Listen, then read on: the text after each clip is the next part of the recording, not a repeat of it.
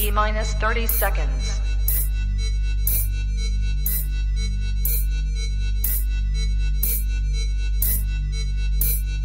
T-minus 20 seconds.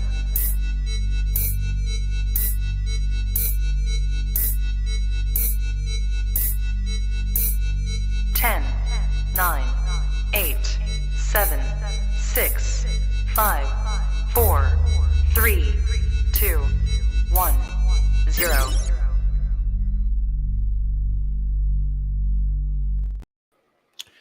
You are now tapped into the coolest reptile podcast in the world. I'm your boy, MJ. Welcome to the Trap Talk Podcast YouTube channel and podcast in general. Episode 272 coming right at you guys. I hope you guys are doing good. If this is your first time tapping in, do your boy MJ a favor. Hit that subscribe button. Hit that notification bell. That way you're on top of every single legendary podcast I drop here on this channel. Drop a comment. Let me know what you're liking best out of each guest. All feedback is welcome, man. And I got to say thank you for all my love and support. Even if you come back and watch this, if you're one of those damn lost people at sea, aka a Gilligan, and you're just not choosing to subscribe, but you come back and watch, I still appreciate that. Thank you so much. Thank you for spending your life with me. It means a lot. Shout out to all the early birds in the comments. I see you guys. I'll get to you guys in just a second, man. But I want to say first and foremost, this episode is brought to you by my boy Alan over at Amazing Basins. If you are into arboreal snakes, obviously chondros is the highlight of tonight's episode. But shit, man, if you're into arboreal snakes and you don't know what an Amazon basin is, or if you don't know what the emerald tree boa is, you need to go tap in with my boy Alan on Instagram over at Amazing Basins. This guy is very, very passionate about his projects, been through the ringer, but this guy has success behind what he's doing, and definitely one of my biggest inspirations in the basin game. That's my boy Alan over at Amazing Basins. He's also in the ball python game too. You guys are about to find out here in 2023 how deep this guy is in the ball python game, because I can tell you what, Alan is coming to the show in 2023. Finally, god damn, big things popping with my boy Alan. Thank you so much for your love and support. Alan, I appreciate you, my boy, dog, seriously, and I'm very proud of your work. Also, Alan, just to call you my friend means a lot. So yeah, thank you. If you're looking for exclusive content, if you want more than what you see here on a week-to-week basis, if you want to support MJ, what I got going on, if you want to support this podcast, best thing you can do is go down to the very first link and become a part of the Trap Talk Patreon family. As soon as you become a part of the Patreon family, I send you a link to the Discord. That Discord has over 150 trappers in the building, diehard reptile keepers, breeders, soon-to-be breeders, all the above, man. We're a family, so come fuck with us, man. The Discord is 24/7 popping. You can sell stuff, buy stuff, look for stuff, all the above. It's awesome. Information galore in the Discord. It's nonstop popping, and I cannot wait to release information here pretty soon for Trap Talk Fest 2023. It's going to be epic.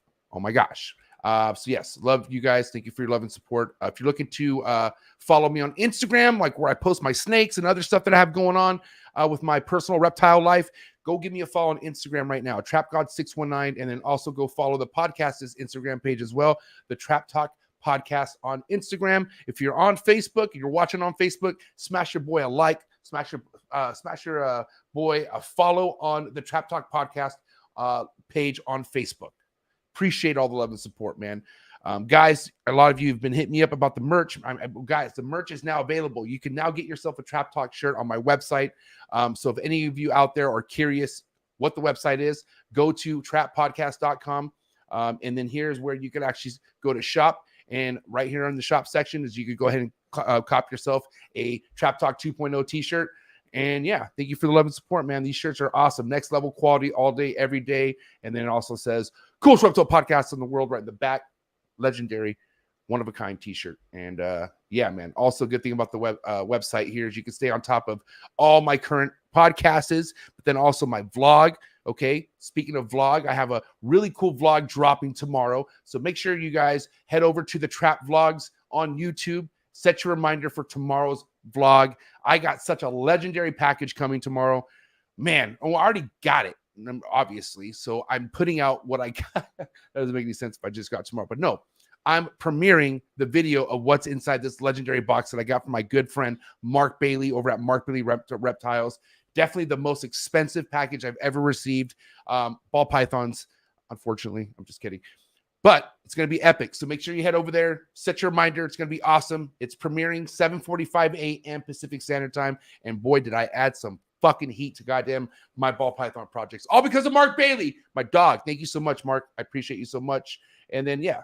See, do I have any other plugs? Oh, yeah. Unfiltered Reptiles Podcast. Guys, also go subscribe to Unfiltered Reptiles Podcast on YouTube. Subscribe on any podcast platforms. Go rate and review. But that's my other podcast that I'm a co-host with Dave Levinson, Steve Cush, Desiree Minot. Me and Desiree have something in the works where we're going to be doing something together. So a lot of good information, next level type reptile podcasting on this shit. I'm telling you right now, it's on a whole nother level.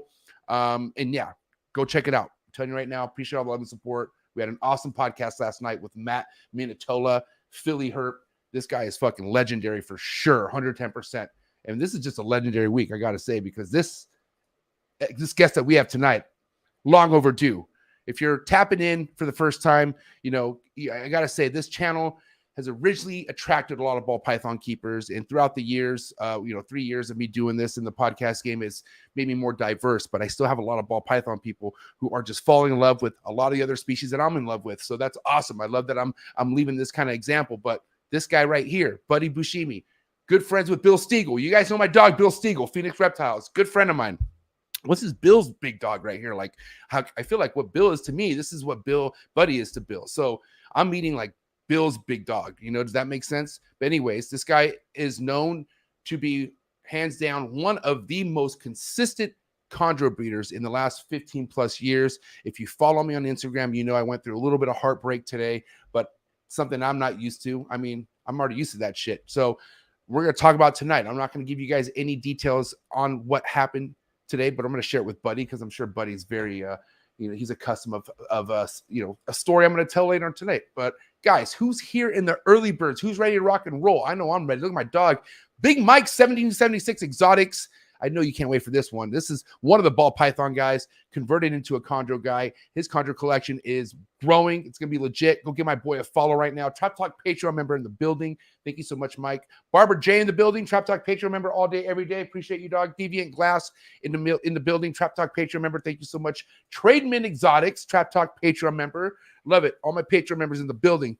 Good start. That's what I like. Josh in the building. Scale Fins and Feathers. Trap Talk Patreon member all day, every day. Julio Fulio. What's up, buddy? Trap Talk Patreon member all day, every day. JKJ Reptiles. Trap Talk Patreon member all day, every day. Dom 702 Serpents. Las Vegas's finest. Trap Talk Patreon member all day, every day. The Homegirl Chantel. Pacific Rim Serpents. Trap Talk Management. Team Zoo Dreams. Trap Talk Patreon member. It's my homegirl all day, every day. I love my girl Chantel. Thank you for your support. Eric's More Factory. What is up, player? The homie Jake Hole. Trap Talk Patreon member all day, every day. Elite Exotics BP. Trap Talk Patreon member all day, every day. Sean Perry shooting threes. Trap Talk Patreon member all day, every day. Sunshine State Sulfurs. What is up? M. Francis. What is up? SH Python. What is up? The homie Doug. Hissy Fits Reptiles. Trap Talk Patreon member all day, every day. What is cracking? My homie. Look at Keys Constrictor is in the building. Trap Talk Patreon member all day, every day. A1 Genetics. What is up, player? Thanks for tapping in. Slithery Serpents. What is up, player? The homie Eric. What up, player? Trap Talk Patreon member all day, every day. I called you Eric. My bad. Aaron. This is Jacob's cousin. And Aaron, do you want to take over Jacob's position in the Patreon? We'll talk later. Anyways. The homie Aaron. What is up?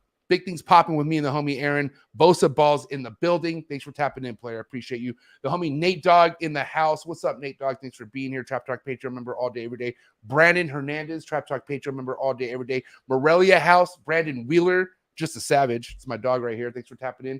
Appreciate you. How do you pronounce that?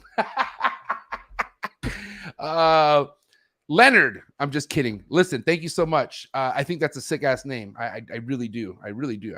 Globally, that's so sick. Kenneth Evans, LMK Reptiles. What's up? Thanks for tapping in. E&H or EH. H or He. What up? Thanks for tapping in. Look at who it is. The homegrown Nicole. I can't talk right now. Nicole, what is up? Thanks for tapping in. Monday night, it's going down with my homegrown Nicole. New breeder on the block series. This girl is one of the chosen few, one of the new girls in the game, working with big snakes and doing it right. Well, we have so much to talk about. This is my girl Nicole. Please go give her a follow on Instagram. Lady Tiss Exotics. That's my homegirl. Stonage. Stone Age ball python in the building. What is up? Wonderland Reptiles. What is up? Thanks for tapping in. Lindsay. We're gonna end it with Lindsay. Lindsay Pico Pythons, because she has amazing dogs. I love her attitude. She's really awesome to see at shows, and we're getting down to business because it's time. Like I said, this is a long overdue episode. My man's busy. Okay, I think I hit up Buddy earlier this year, but the things about guys like Buddy is, he's been around for a while, so he's not one of these new guys like myself who's so excited to kind of be wondering what's happening currently in the hobby. I don't know how much he knows of what's currently in the hobby. I know when it has to do with chondros, he knows, but I'm curious all around. But we're gonna find out. We're gonna know more about my boy Buddy. Please go over to Instagram. Go give him a follow right now. GTP Keeper on Instagram. But guys, buckle up. It's fucking showtime. I hope you guys are ready. Stay hydrated. Do what you gotta do to get your mind right. I know I got some good old wine, as my buddy Bill Stiegel would drink, the Pinot Noir. It's game time, guys. All right, here we go. Episode 272. Buddy Bushimi coming at you right now. Let's go. Chee! Good. You ready for do more in the future? Trap Talk podcasts? Yes. Man. Only Trap Talk. Exclusive. Yes. Exclusive. Oh. So stop calling us. Rub the spot, get the club to pop. When I come up with the crop, gotta love it or not. I'm hot from the hop to the rub the spot, get the club to pop. When I come up with the rub the spot, get the club to pop. When I come up with the rub the spot, get the club to pop. When I come up with the rub the spot, get the club to pop. When I come up with everybody, we do it. Everybody, we do it.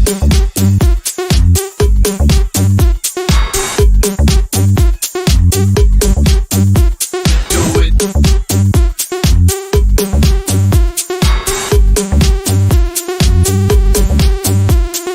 it.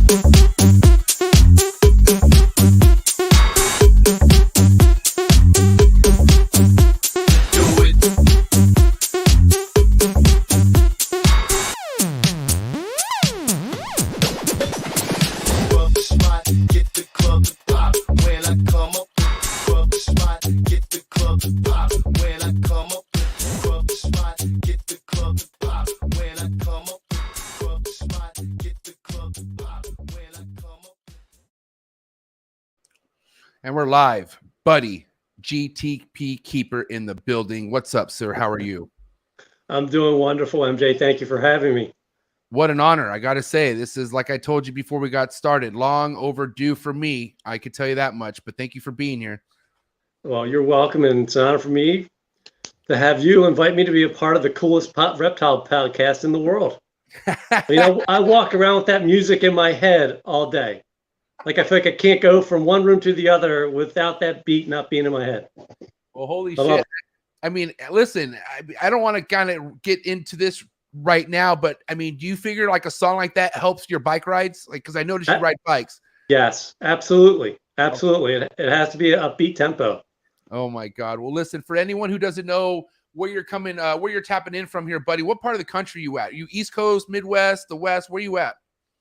Sure. I'm in the East Coast, and I am in Maryland. I'm about 45, 50 minutes north, directly of Baltimore, and a few miles south of the PA line. So I'm out here in the rural part of Maryland.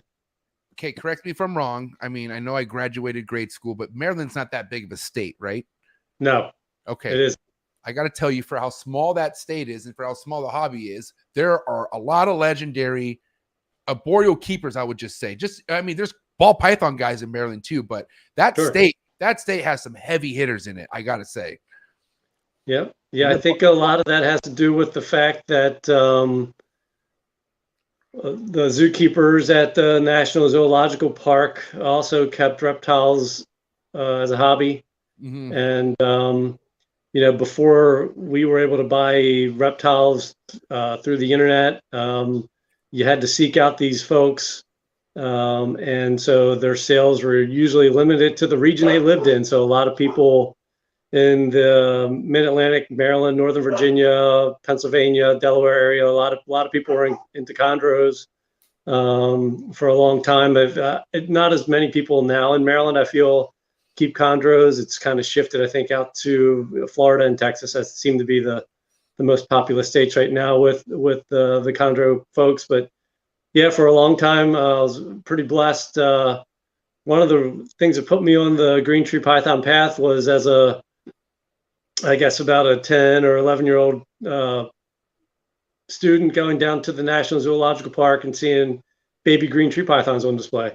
Wow. And being blown away by them in general, and thinking one day I will have them as a snake keeper. You know, and nothing against, like, man, you can't help what God puts you through as a kid, right? Some of it good and bad.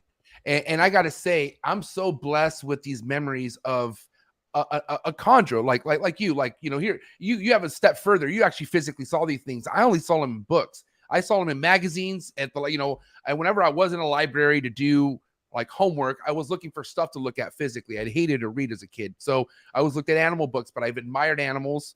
And I can't ever tell you, as a kid, you dream so much, like, I want this, like, someday. Right. And I could tell you the one snake that stood out to me from first grade, I want to say legitimately first grade throughout my whole life, was a chondro. Maybe an emerald at some point. I just maybe didn't know the difference. But from what I can see, the colors, the coloration of the green and all that, it was always a chondro.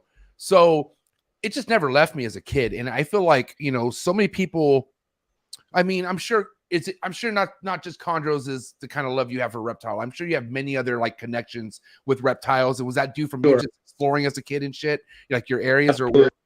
Yep. Okay. Yeah. So that. Go ahead. Yep. I grew up in Baltimore City, and you can find reptiles in Baltimore City.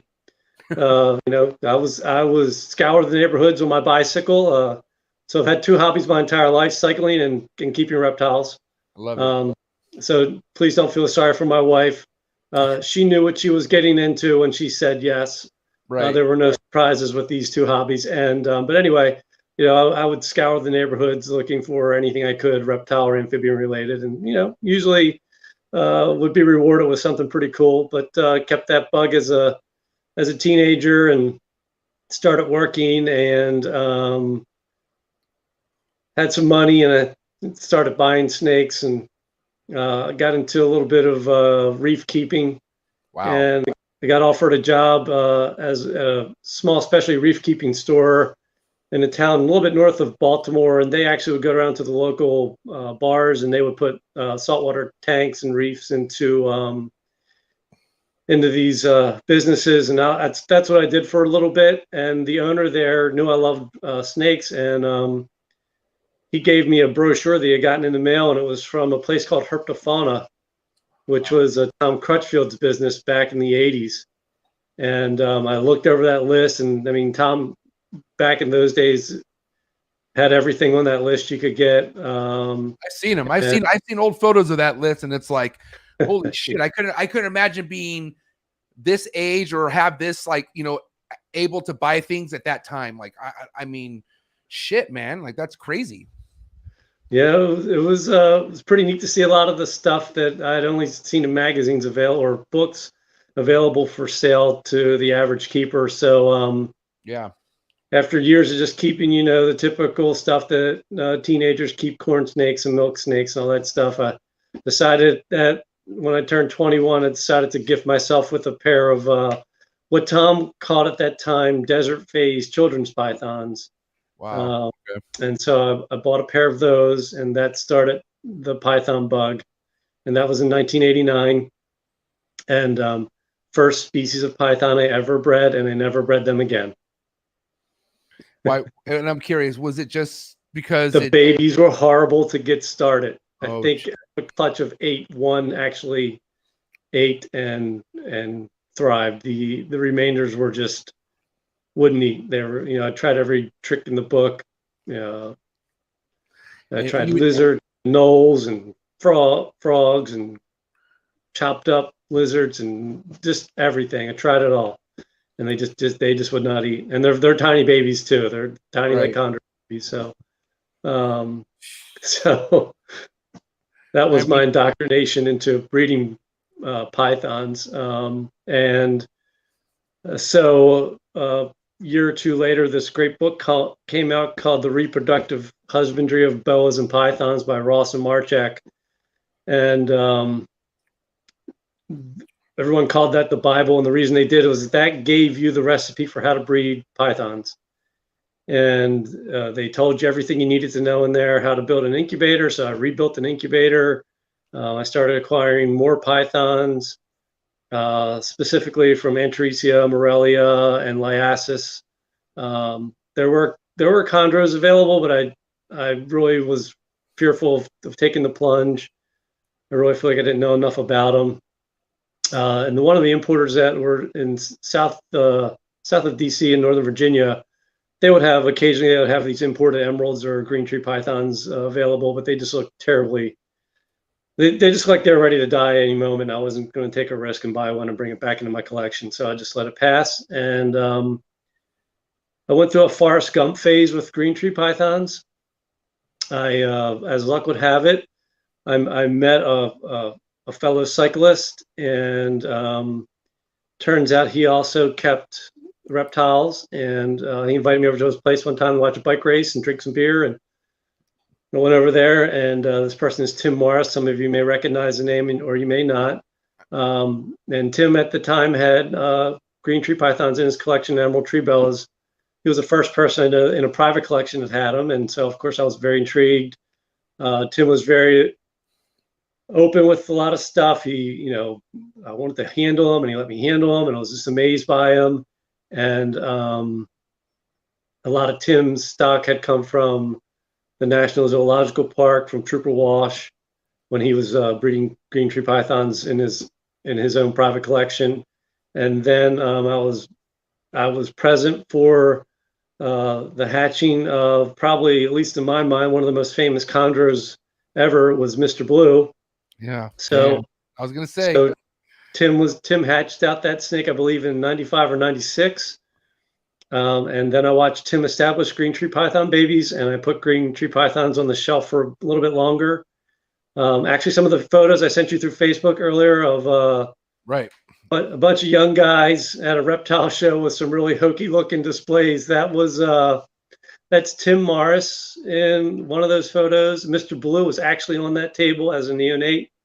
I think Tim was selling them for about $1,500. it's coming up right now. We're about to see this table, and if you don't mind, if you could take us to the year. What year was this? I believe this is the summer of '96. Wow. So actually, Tim is not in that photo. I'm in the green shirt, but the guy with his arms crossed is Sean Stewart, and he plays an important part of chondro history as well. And the guy standing on the other, that's Tim. The guy standing next to Sean's Tom Morelli, another chondro breeder.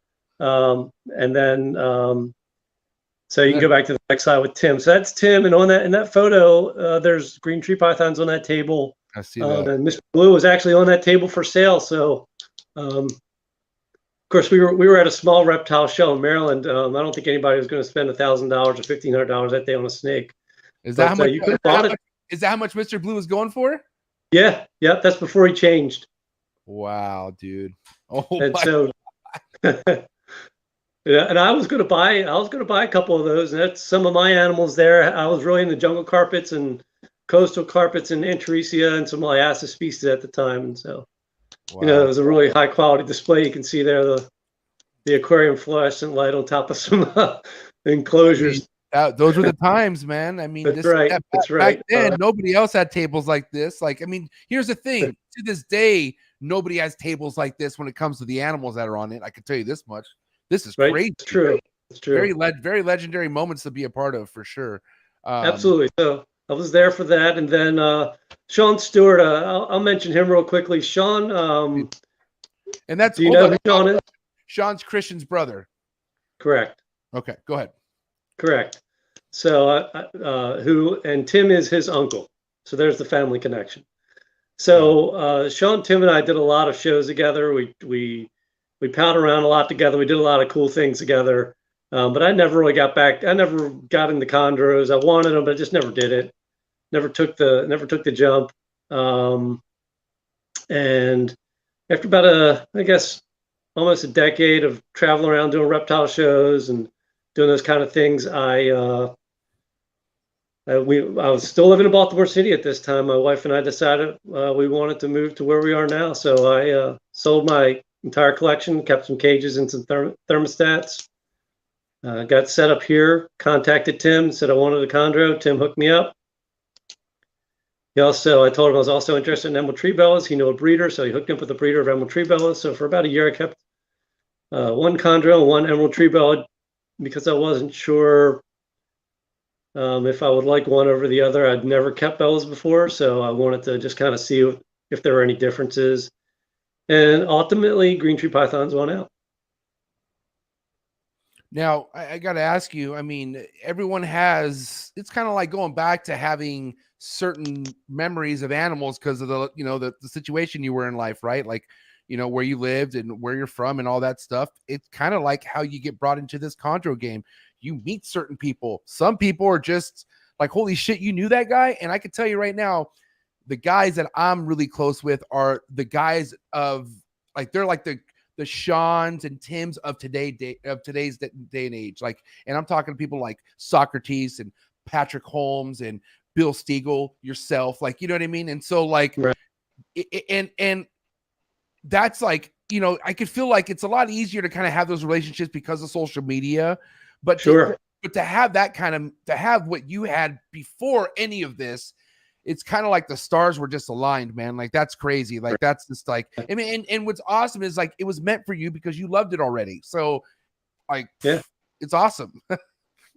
And so how I wound up with those photographs, strangely enough, is that Tim, myself, Tom Morelia, and another person you may or may not know, Danny Brado, another chondro guy.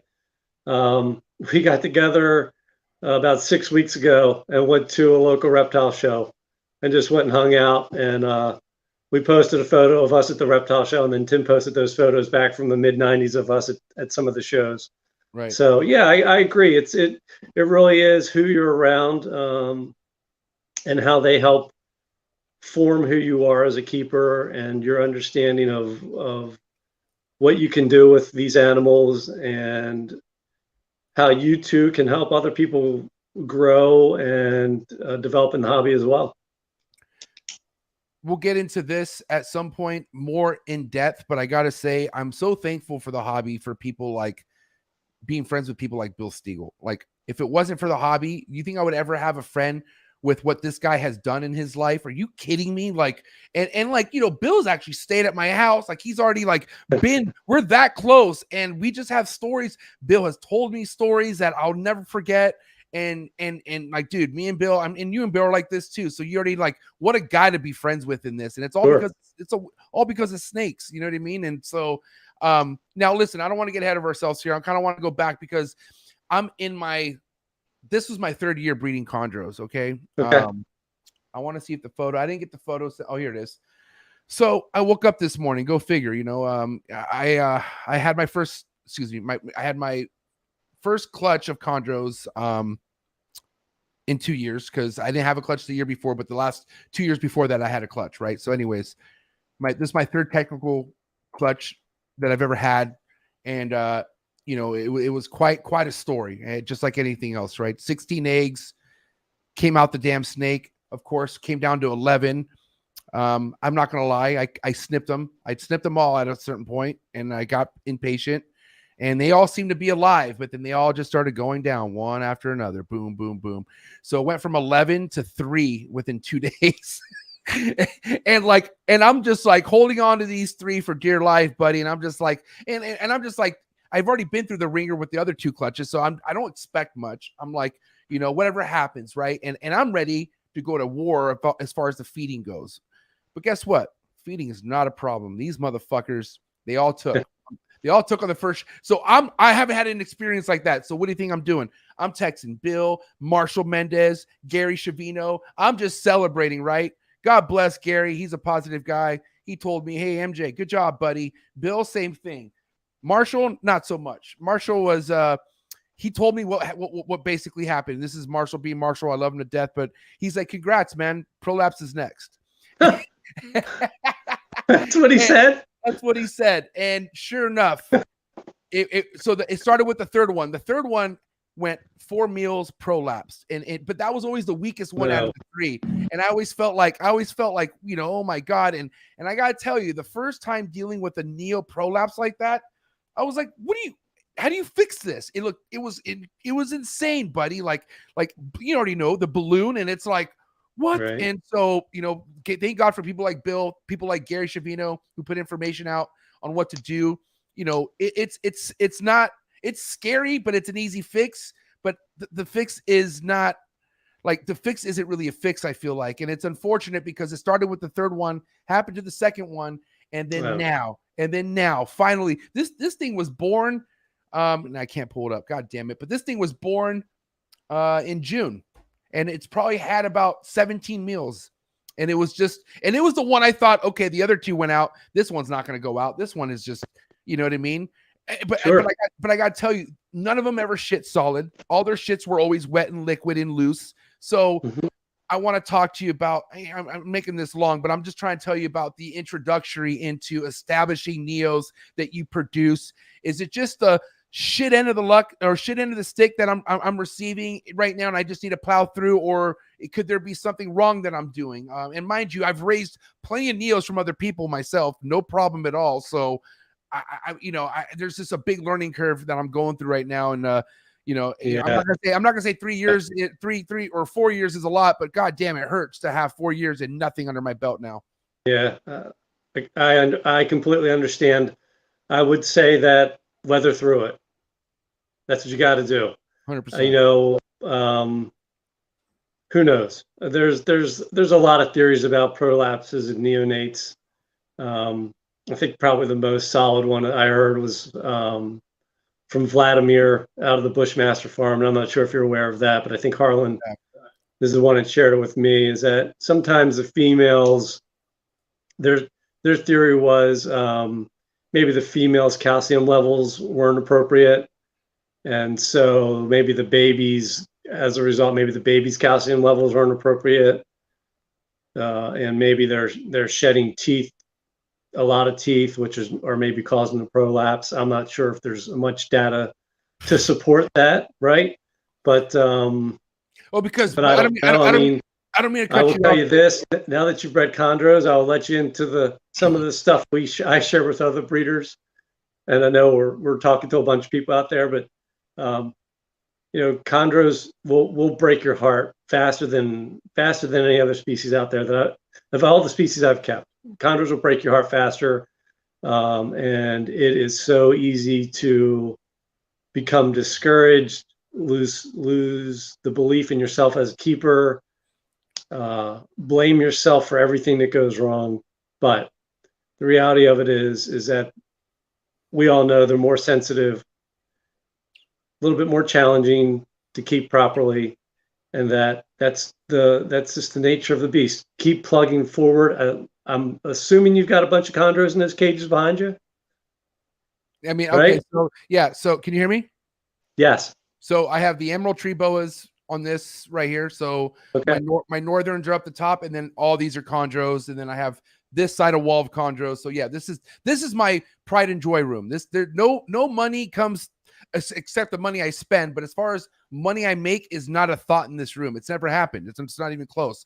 So, but this is like my therapeutic room. Like, this is obviously where I come do my podcasts. But buddy, if you don't know, I breed ball pythons.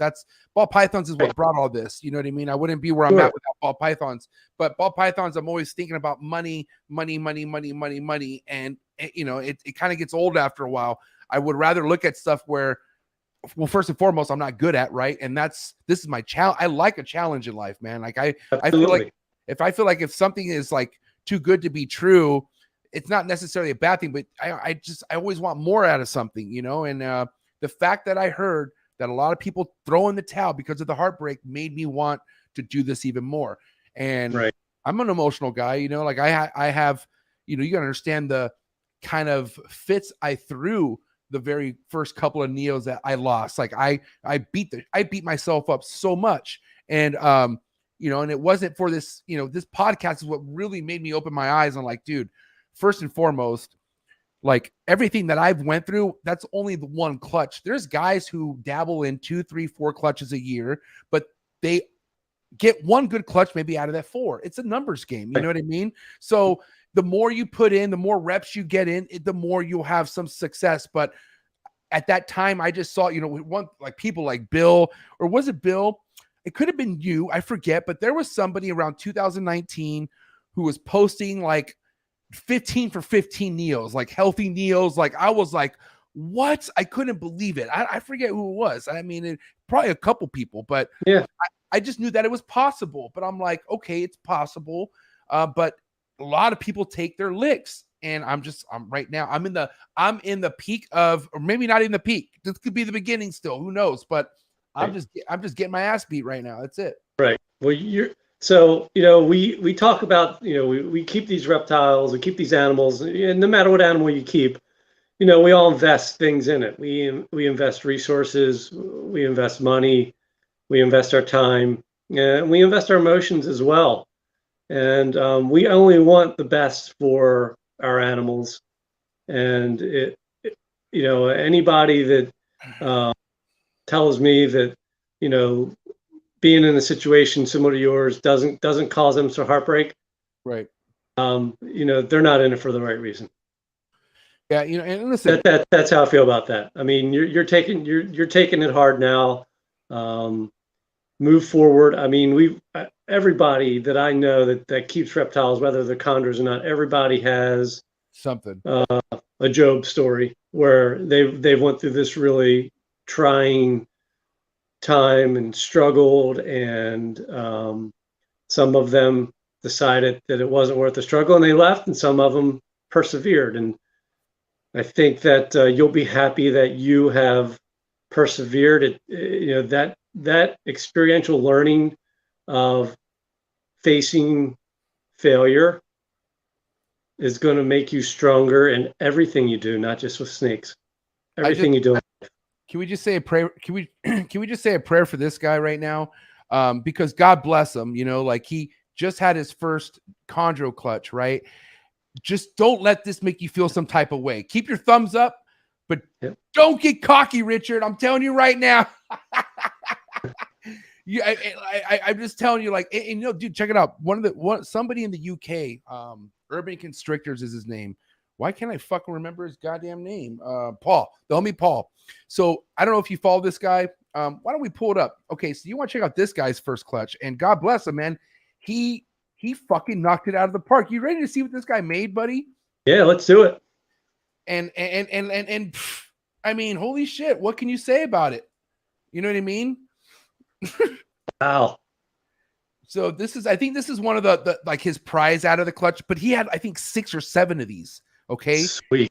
And they just took off. His very first chondro clutch, very first time pairing, very, like, everything just rolled out the way it does. So listen, I like I said, I mean, it happens how it happens. It's just everyone has their own introductory into the game. I love seeing stuff like this. You know what I mean? It just, my story isn't everybody's story, but it is a lot of people's story, is what I'm trying to say. Sure. I mean, so one of my biggest heartbreakers was I produced my first clutch in 2006, and they're big clutches. Back in the day, I fed rats, and my animals looked like they ate rats. And I had, my first clutch was 24, 25 eggs, and they all hatched. Wow. I kept half of them back. My second clutch was slightly larger, 26 or 27 eggs, and they all hatched. And I kept half of them back, so I had 24 whole backs. Wow. And in 2008, the thermostat with all the whole backs malfunctioned, and I lost that entire rack of 2 years of holdbacks. Gone. Shitting me. No. Heartbreaking. Did I want to walk away and did I want to quit? Absolutely. But I thought about how long at that point I've been in the hobby and the good times I've had and the good things that have happened to me, and I decided I would not go out that way. I will go out on top. Yeah, right. Fuck, dude, that's heavy, buddy. That's super heavy. But you know, this is kind of what makes us chondro keepers, right? You know, it's as much as you would like to have those 24 holdbacks still or something to have out of that. The fact that you did it, you know that you did it, and you know that what we have even now, like, man, I like kiss the ground I walk on because this shit could be gone tomorrow. This shit could roll dead tomorrow. And like I mention this all the time, I have some really good friends in this game. One of my most realest friends is Andrew Acevedo. He always tells me to enjoy today. It's never like, you know, because he's had some amazing, some of his favorite snakes just roll over and die the next day. And that's the case. They all have an expiration date as of we, you know, so man, you just got to enjoy it and, you know, be ready for times that fucking hit you when they do. And the whole thermostat failure, man, that is a story happening today still as we speak. That is just common. It just failure. Us humans, we're not perfect, and equipment isn't perfect. Things are going to happen, and things will fucking have to be sacrificed during that shit. And it sucks. God, it's a brutal thing to hear, man. Sorry. Yep. We've all been through there. And I think that's what makes, you know, at one point, there was a lot of social gatherings with chondro people. And I think that was one of the driving factors was it was easy to explain, you know, the woes we were feeling about certain things, you know, people that don't keep snakes, they don't care that, you know, your last baby just prolapsed out of that clutch, right? They don't know. They don't care about that. You know, it's a little bit of commiseration. We can get together and sulk our sorrows a little bit. And this is why, like, I mean, like, I don't mind sharing when I get a loss, and this is nothing against anyone who tells me sorry, but I don't want to hear that fucking sorry, because I'm just like, listen, it is what it is. And I appreciate people feel bad, but like, there's nothing to be sorry about. This is life. Like, I mean, but I understand that it's just kind of like a bitter, almost like I don't want to accept it, but like, don't tell me what I'm already like, I already know it's a sorry situation. But this is why I always feel like some people don't like to share it because they just feel like people don't give a fuck. Like you're not going to care enough for me to show you what happened, but I just want people to know the reality of things. That's it. Yeah. And people know how much I've posted that snake and how much I loved it. And that's all fine and dandy. But at the end of the day, it is what it is. And there's a reason why I'm so passionate about what it is and what I do with the chondros and emeralds and shit, man. It's just nonstop. It's not, even if the chondros, I have a good year with the chondros, there's always going to be something else. And that's just how it works. Yeah. Yep. Absolutely. And, you know, the other thing too about sharing failures too is that there's always that person who is going to armchair quarterback. Right. What decisions led you to where you are right now? And you know, talk about kicking somebody when they're down, right? So, you know, that makes it challenging to share as well. Marshall Mendez. I'm just kidding. Marshall's a realist. He is. I love him to death. I've just bust his balls. That's my boy. But okay, let's get back to the legacy of what you have done as far as your productions go, because we were just talking about establishments and with the Neos. Can you kind of tell us the year you felt like you really had an understanding on how to get these things established? You know, or I mean, like, you know, maybe obviously there's still learning curves, but like, do you feel like, you know, what I mean by that is just like noticing a weak one from a strong one and noticing like the holdback versus like, okay, I let this one go. Like, at what year did the train eye become good at stuff like that? Sure. So a lot to talk about there. So establishing green tree python babies. So I'm not going to lie to you. That's what kept me away from getting chondros and breeding them, was the fear of establishing them. Amen. Right. So I had a fortunate discovery with my first clutch that wasn't going well with feeding trials. And I decided that I was going to thaw out maybe a half a dozen pinks and do a daytime feeding.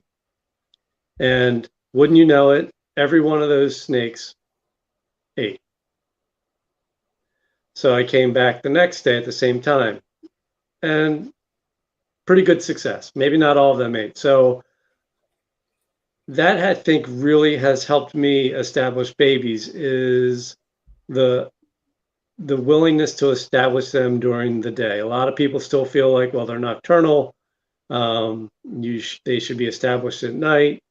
One of the research papers from Daniel Natouche, he kind of says that, you know, they tend to be active later in the day as neonates in the hunting mode.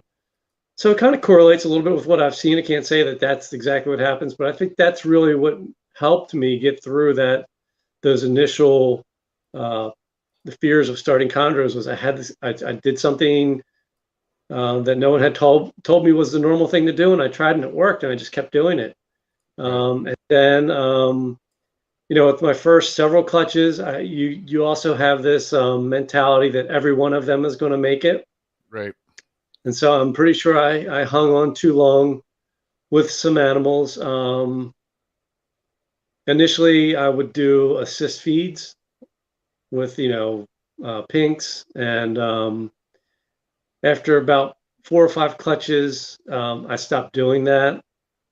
And I decided that I'm going to give it my best effort possible. But if they're not going to establish in captivity, you know, maybe I can keep them alive. This is feeding them. Maybe I can, you know, maybe they'll turn. And I mean, what I mean by assist feed is, I mean, actually, you know, pinning a condor down and putting the pink down in the mouth, right? Okay, so I'll make sure I'm clear with that. Right. And then, you know, just talking to some people, they were like, yeah, you know, it's noble to want to do that, because I'm sure you feel the same way I do. Like I'm responsible for this life that's in my collection, and I wanted to give it the best chance possible. Right. But, you know, at what point, you know, what would you really do with that animal? I know that I wouldn't want to keep an animal that is an assist feeder or a force feeder for breeding stock. Like maybe someone would want it as a pet. So I had to make that hard decision at one point to just say that I'm not going to assist. I'm not going to force feed. Now I do what they call assist feed, which is I use pink heads and I use small mouse tails, and I will, especially if a snake that's a striker that won't wrap, I'll aim that pink head or that mouse tail into the back of the mouth when they're striking, and a lot of times the snake will pause and I'll freeze. Right. And a lot of times they'll swallow on their own, and sometimes if you can get a couple pink heads or a couple mouse tails down an animal that way, then the next step I do is I come back with a whole pink. And a lot of times after they've taken swallowed a pink head or a mouse tail, they will swallow a pink. A lot of them don't constrict it, but they'll swallow it. And so those are the things that I've learned. I've also learned that don't be afraid to scent. They'll be afraid. They'll be afraid of scent. You said. Yeah, don't be afraid of scent. Don't be afraid of scent. Got it. Okay. Yeah, don't be afraid to. If you've got an animal you think's really close to feeding and it's only the first or second time feeding it, don't be afraid to grab that chick fuzz. Right. Put it on that pinky. Right. Because trust me, each animal that you get that's able to eat, it's just the stress goes down with each animal, and so then it gives you more time to focus on other animals. For a little bit of time, I used lizard scent and some frog scent. I would buy the. Actually, Ian hooked me up with a guy in Florida, probably about a decade ago, or maybe 8 years ago, and I bought a bunch of anoles and froze them, and I'll break the tail off of them occasionally, soak them in with some water, and dip a pink head in that. Sometimes it'll help. The little green frogs you can get from Florida that freeze them. and I put a drop of water too, and I rub a pinky on that. Sometimes that works. I know there's some commercial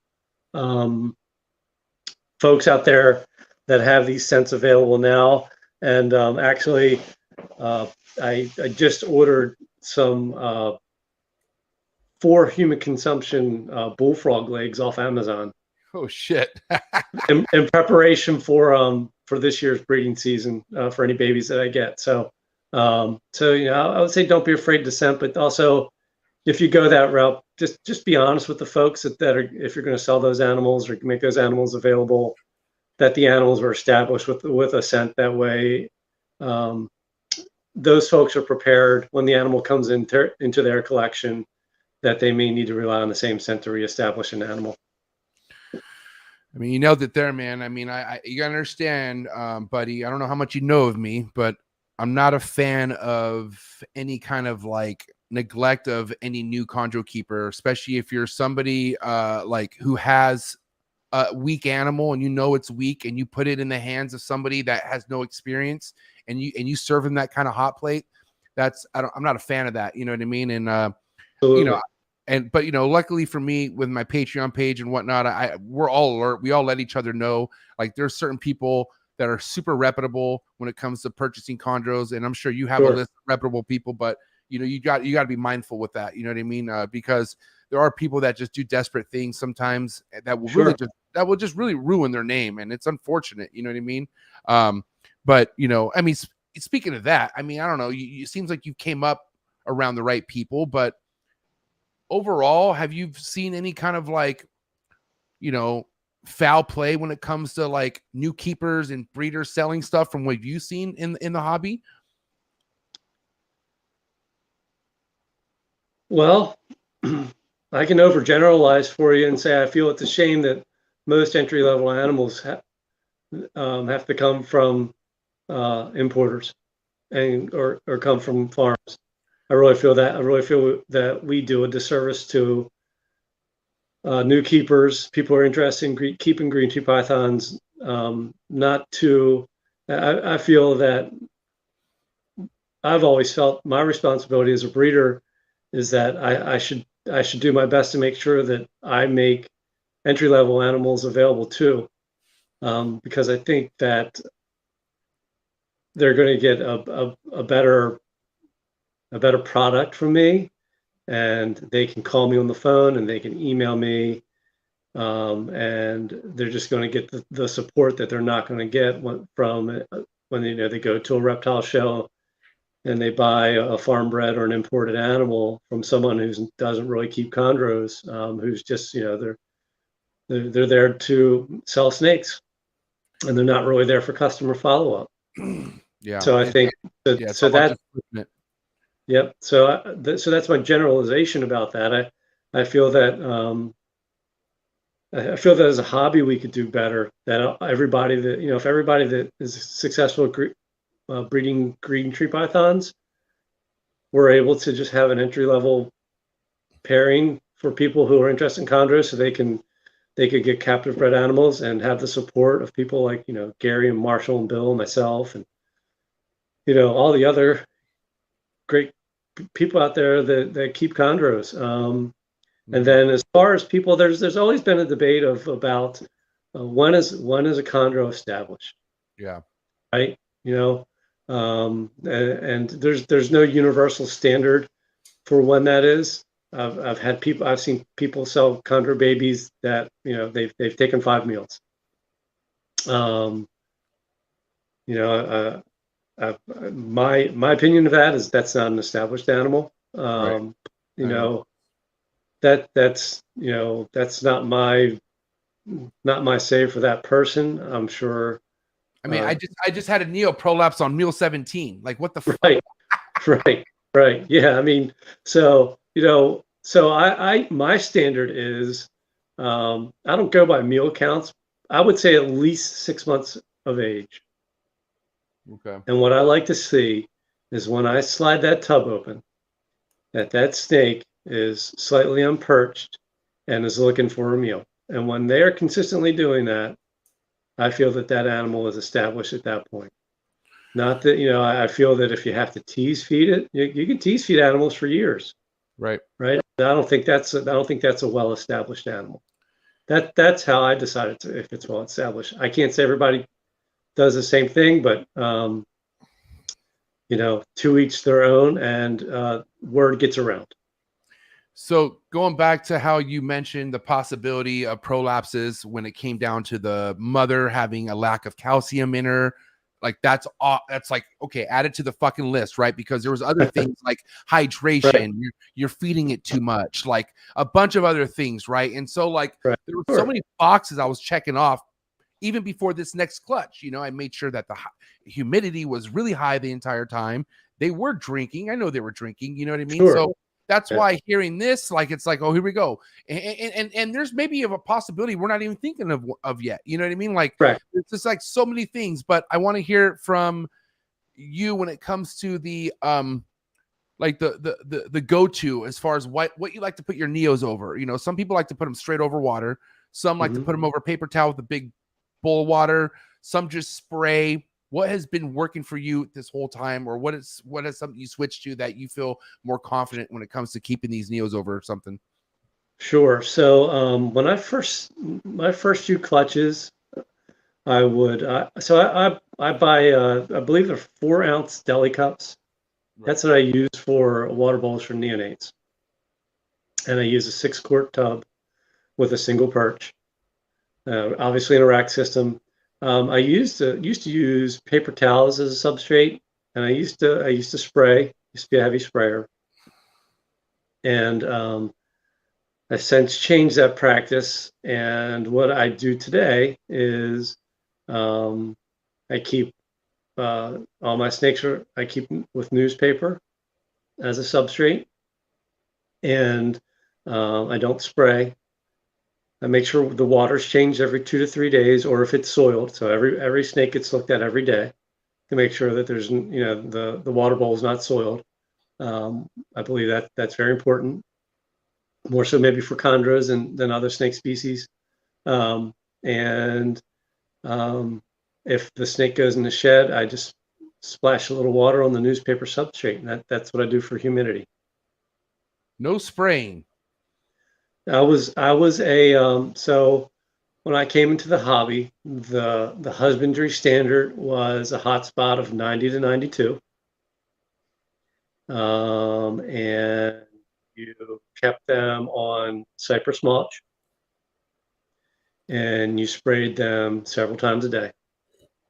I had a lot of problems with snakes, a lot of respiratory infections, and eventually I got rid of the cypress mulch, but I continued to spray. I won't say I don't think the spraying really was really the problem with some of the respiratory infections I was seeing. I think it was the combination of the really high temps and the spraying and maybe the substrate. So I converted over, and then Terry Phillip used to be very active on the Morelia Viridis forum, and he actually did a podcast on Morelia Python Radio, maybe the first year that they started doing their podcast, and he talked about how he kept his green tree pythons, and it blew my mind. He didn't spray, kept them all at 80 degrees, and Terry breeds chondros, and so I reached out to Terry and I said, "Hey, this is what's going on." And he said, "I think you should try this." And he said, don't do a wholesale buy-in yet. Take a couple snakes and try this and see how it works. He told me to take my heat panels from the corner of the cage and put them in the center of the cage and give them a hot spot of 82 to 84 degrees and stop spraying them and see how they do. So I tried it, and I expected every day when I walked down to check my snakes that those 2 snakes would be dead. It was all I could do not to. Spraying was such a habit that I had to forcefully restrain myself from doing it. But those snakes did well, and so eventually, that's eventually what I changed. I changed everything over and I stopped spraying. And I noticed, of course, I'm going to say, I need a drink real quick. Take your time. No, you're good. Anyone out there need a drink? Go and get your drink in right now. I'm just drinking water. Got to work tomorrow. Hydration too. You know, I got water. That's too. right. I'm right. I don't want to prolapse. Yeah, we're good. Yeah, no, please, no. So it worked for me. And I will say that that doesn't mean that you shouldn't spray your snakes. Right. Okay. And I don't want to say that, you're wrong if you do that. But I will say that where I live, which is the East Coast, we have fairly decent humidity. And the area where I keep my snakes is I keep them in my basement, so it's naturally more humid in my basement. So those things allow me probably not to have to spray my snakes in order for them to shed properly. Now, are we saying that this type of practice that you are now doing with your neos, you do with your adults as well? Yeah, everybody. Crazy. Everybody gets a night drop. Nothing extreme, but everybody gets a 3 or 4 degree night drop. So daytime ambient, and I know we said the hot spot, right? But daytime ambient about what? So the ambient temperature in my snake room is 72 degrees. 72? 72 year round. You're all the time? All the time. What? Whoa. Okay, I'm listening. So let me jump back to living in Baltimore City. I had a fully dedicated reptile room. Things were automated, central heat, all that kind of stuff. And when I thought I was done, I thought I was done. And so I had no plans to breed green tree pythons or any other snake at that moment in my life. And so I bought the green tree python and the emerald thinking that they were going to be display animals, and that was just going to be my little point of the hobby. However, I decided that, like everybody else, that you love these animals, and I wanted more of them. And so there are 2 ways to get more of them, right? You can buy more, or you can try to make your own. And so, as much as I like buying snakes, I enjoy making my own snakes even better. So, amen, brother. That's right. So yes. So I did that with my collection. Fuck. And I'm trying, man. I'm trying. So it works out. It works out well. But I said that's for me. Like, if you talk to Bill sprays. Yeah. There's I spray. I love spraying. Yeah. So, I mean, what I liked about it too, it's engaging. You're engaging with your snake every day. That's one of the things I liked about it too, right? You're actually, you're engaging with your animal. I mean, they're cool things. I mean, I don't know about you guys, but I'm going to say, I'm not going to lie to you, I love them. Yeah, and I love my snakes. Yeah. But I will say, buddy, I also love paying attention to detail about certain things. And sure, absolutely. And I'm like you, like I've gone through phases where not sprayed and then sprayed, right? And sure. One thing that I realized, one thing that got me to not want to spray is how there are people out there who are swearing to God that the only way these animals drink is if you spray them. And I'm like, what? I was like, I've seen them physically drink out of their bowls. So I'm like, wait a minute, maybe this is misleading then. So I tried going without spraying. And then next thing you know, I'm soaking every goddamn female and male because they had stuck shed. So none of them were shedding right. Like, I'm talking about the worst sheds I've ever seen. So I'm like, dude, the humidity is like, maybe because I'm not spraying, but there's a good sized water bowl. I would say humidity is like 60 or so in there, I would say. But I noticed, like, first and foremost, especially back then, I got to say, majority of this is all imports, man, other than the Miss Willie line stuff from Rico. And I have maybe a couple designers down here, but everything else, as far as chondros, I establish as an import. Okay. Sure. So these fucking things are mean for the most part. You already know that they're, so having to soak these things and take sheds was this, I'm like, okay, hold on. That's not working for me. So then I simply went back to spraying and spraying every time I get complete sheds. You know what I mean? So I'm like, okay, well, because I see the complete shed thing, I'm going to continue to spray. I've not seen any kind of RI from it. So I do my thing with the spraying. That's why I spray. Right. So I've had some very good experiences with some things that happened. One year I vended a reptile show, and I was next to Rico and Trooper Wash. Legend. And just chatting with Trooper a little bit. I can't remember why, but we were talking about the subject of spraying. And Trooper's thinking was that initially that for a lot of the animals that they were working with, which a lot of them were, most of them were imports, was that the spraying would maybe stimulate activity, which the activity would then lead them to the water dish to drink. Right. Right. So, yeah, I mean, you have to do what's right for your collection. Yeah. So that's what it comes down to.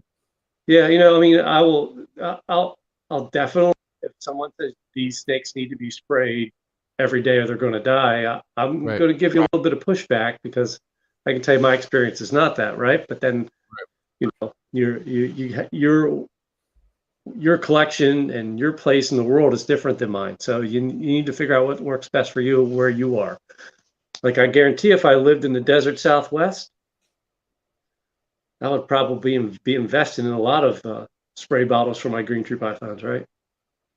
Or a whole room or something like that. 100%. So, if we could get into the next topic of, obviously Sure. hydration being a really big, indicator on how to keep a fucking snake healthy in general is hydration. I mean, a snake is going to die of dehydration versus starvation more than anything, right? Like it's going to go, it's tanking because it's not getting what it needs as far as hydration goes. But the food intake is very important, right? Obviously, if we could kind of talk about neos and then work up to adults real quick as far as how you like to feed, as far as the amount throughout, how often, right? Like, so your neos, is it once every week? Like, if you got one doing what it needs to do, is it every 7 days, every 10 days? What do you like to start off with? So I usually try to start off with every 7 days. Okay. But if I miss on the 7th day, I don't stress out about it. Going 10 days is fine. I will tell you that initially, on my first few clutches, I would feed every 3 to 5 days. And then it's fine. and they did fine off that. They did fine. They were huge. Can I tell you something real quick? Can I tell you something real quick, buddy? Do you want to know one thing that was killing me right now, as far as telling you why my neos died? So it wasn't the third one, but the last two that were pretty much the strongest. I not intentionally, but there was a back-to-back week where I fed them I was feeding them every 5 days. And I thought, oh my God, that's what killed them. I thought, but hearing this is, I'm glad I'm hearing. You can't say that for certain. No, you can't. I love it. I thought I could, but I can't. No, you can't. You can't say that for certain. And anyone that tells you that's the reason, I would say that they're lying. They're lying. They're not that they're lying. They're trying to make me feel good. No. Yeah, that's what it was. Yeah, forget about it. Yeah. No. So let me tell you, 3 to 5 days, right? Right. And like I told you before, I was keeping carpet pythons, coastal carpet pythons, Macklot's pythons, Savu pythons, delved in a little bit of monitors, but I was a rat feeder. And as soon as my baby green tree pythons are big enough to take a rat pink, I gave them the rat pinks. Yeah.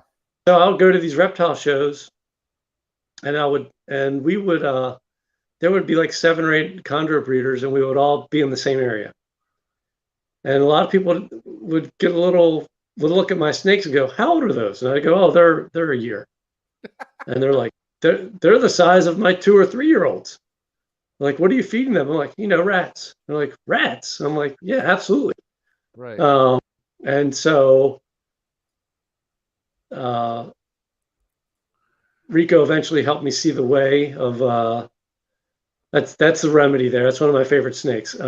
He's breeding this year actually. But anyway, Rico told me I should calm down a little bit on the feeding, so I did, because for me to assume that I know more than Rico did at that time is foolish.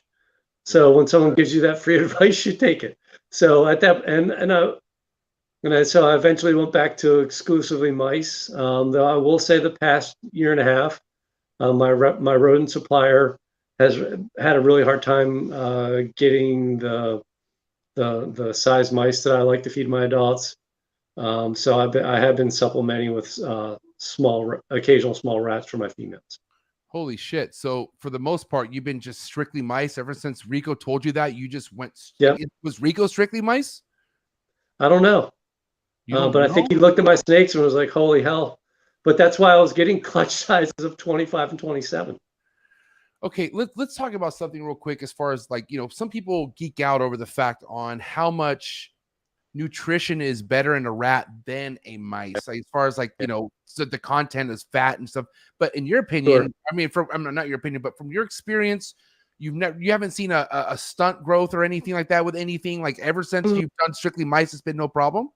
Well, it depends on what you think by stunt growth. So I'll definitely tell you that my animals are much smaller now that I don't feed rats. Is the growth stunted, or are they the appropriate size? I'm not sure.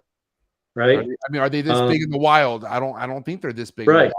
Yeah. So I will say that my rodent bill isn't as expensive, which is nice. And I'm going to knock on wood here. All the years I've been keeping green tree pythons, I've only had 4 prolapses. So I don't know if it's related to. But I fed rats for probably the first 5 or 6 years. As soon as I could take a rat pinky, I rolled them right to rats and never looked back to mice. Of course, I wasn't feeding medium rats or anything like that, but I fed rats. Rob Worrell, I don't know if you know him or not, or heard. I've heard of that guy for sure. I heard he's a character. He's a character. But he's a realist. I heard he's a realist too at the same time. Right. He's I've known Rob personally. I've sat next to Rob at reptile shows. I don't agree with everything he has to say. But he's a rat feeder. I think he still keeps. I can't say for certain. But he was a rat keeper, and he never had problems. Yeah. I think honestly, it could be a perfect storm if you keep your animals too hot, you're overfeeding them, so they're slightly dehydrated because of the being overheated. Digestion requires a lot of fluid to actually work. They need to make gastric juices in order to dissolve those rodents. So they're pulling fluids there. So they need to be properly hydrated to do everything correctly. But sometimes they can be a little stressed and still be okay. So I think a lot of people that were seeing prolapses with rats were also the same folks that were, doing the 92 to 90 degree hotspot. And that's it was great. Just that right there is right. Because I gotta admit, it was just this year that I bumped shit down to 84. I used to be 87, 89, and I was like, but here's the thing, unnecessary. I'm in Southern California. It's warm here already. You know what I mean? So it's and so naturally, here's the thing too, buddy. I listen to a lot of people, just not physically, verbally, but just off YouTube videos and what they do, right? Not really understanding that they're in Maryland or in the East Coast, and 90 hotspot probably works for them. But over here, and you know what it was? Thankfully, this is why I'm thankful that I got into other species, because ball python, God bless a ball python, but what the fuck's it gonna let you know if it's uncomfortable? Nothing. It's gonna go in a ball. It's gonna be it might not eat, but when you're a noob, you're just thinking it's a ball python, doesn't want to eat, but why don't you try overheating a short tail python or a blood python and watch what happens?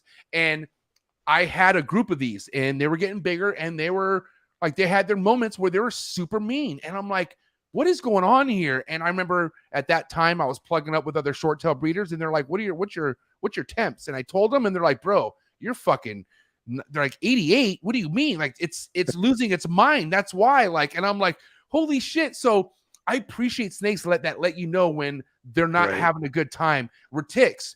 You want to talk about retics that shove their faces till smithereens? Like if they're not happy, a retic will push its face off. It really will. And all my retics have their faces, but I've seen other collections. I've seen other collections where that wasn't the case, buddy. And I will never forget that image ever. Before the day I die, I will never forget seeing a retic with just eyes. It's pretty scary. But that's what made me think more. Like, dude, hold on. We need to think better about these animals. You know what I mean? And I killed the 90 hotspot for my ball pythons right away. I was like, that's unnecessary. I was like, okay.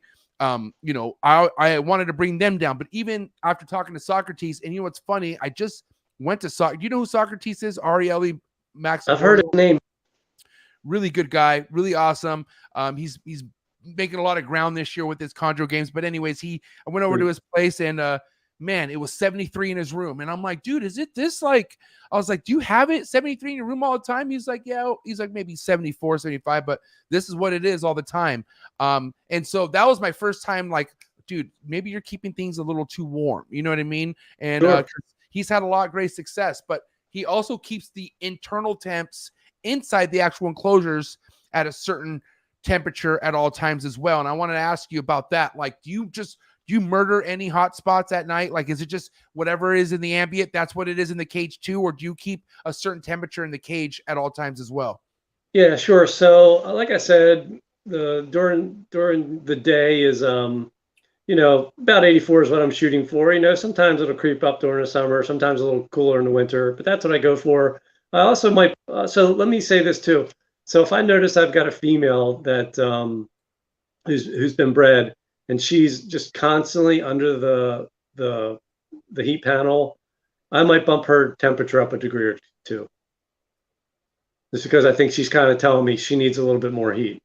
And everybody gets a 3 or 4 degree night drop. So then that 84, hot spot becomes a 81 or 80 degree warm spot at night. And whatever the rest of the cage is, it is. Yeah, have you ever heard of some females like if you leave the heat, they'll just stay under it. They don't give a shit. Like, have you ever heard of that before? Yeah. I've had some females. Bill had this happen to him too.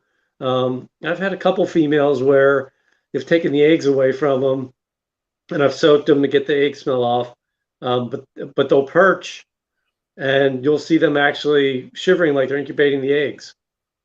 And So what I found out accidentally was if I bump the temperatures up to like 88, they'll stop doing it.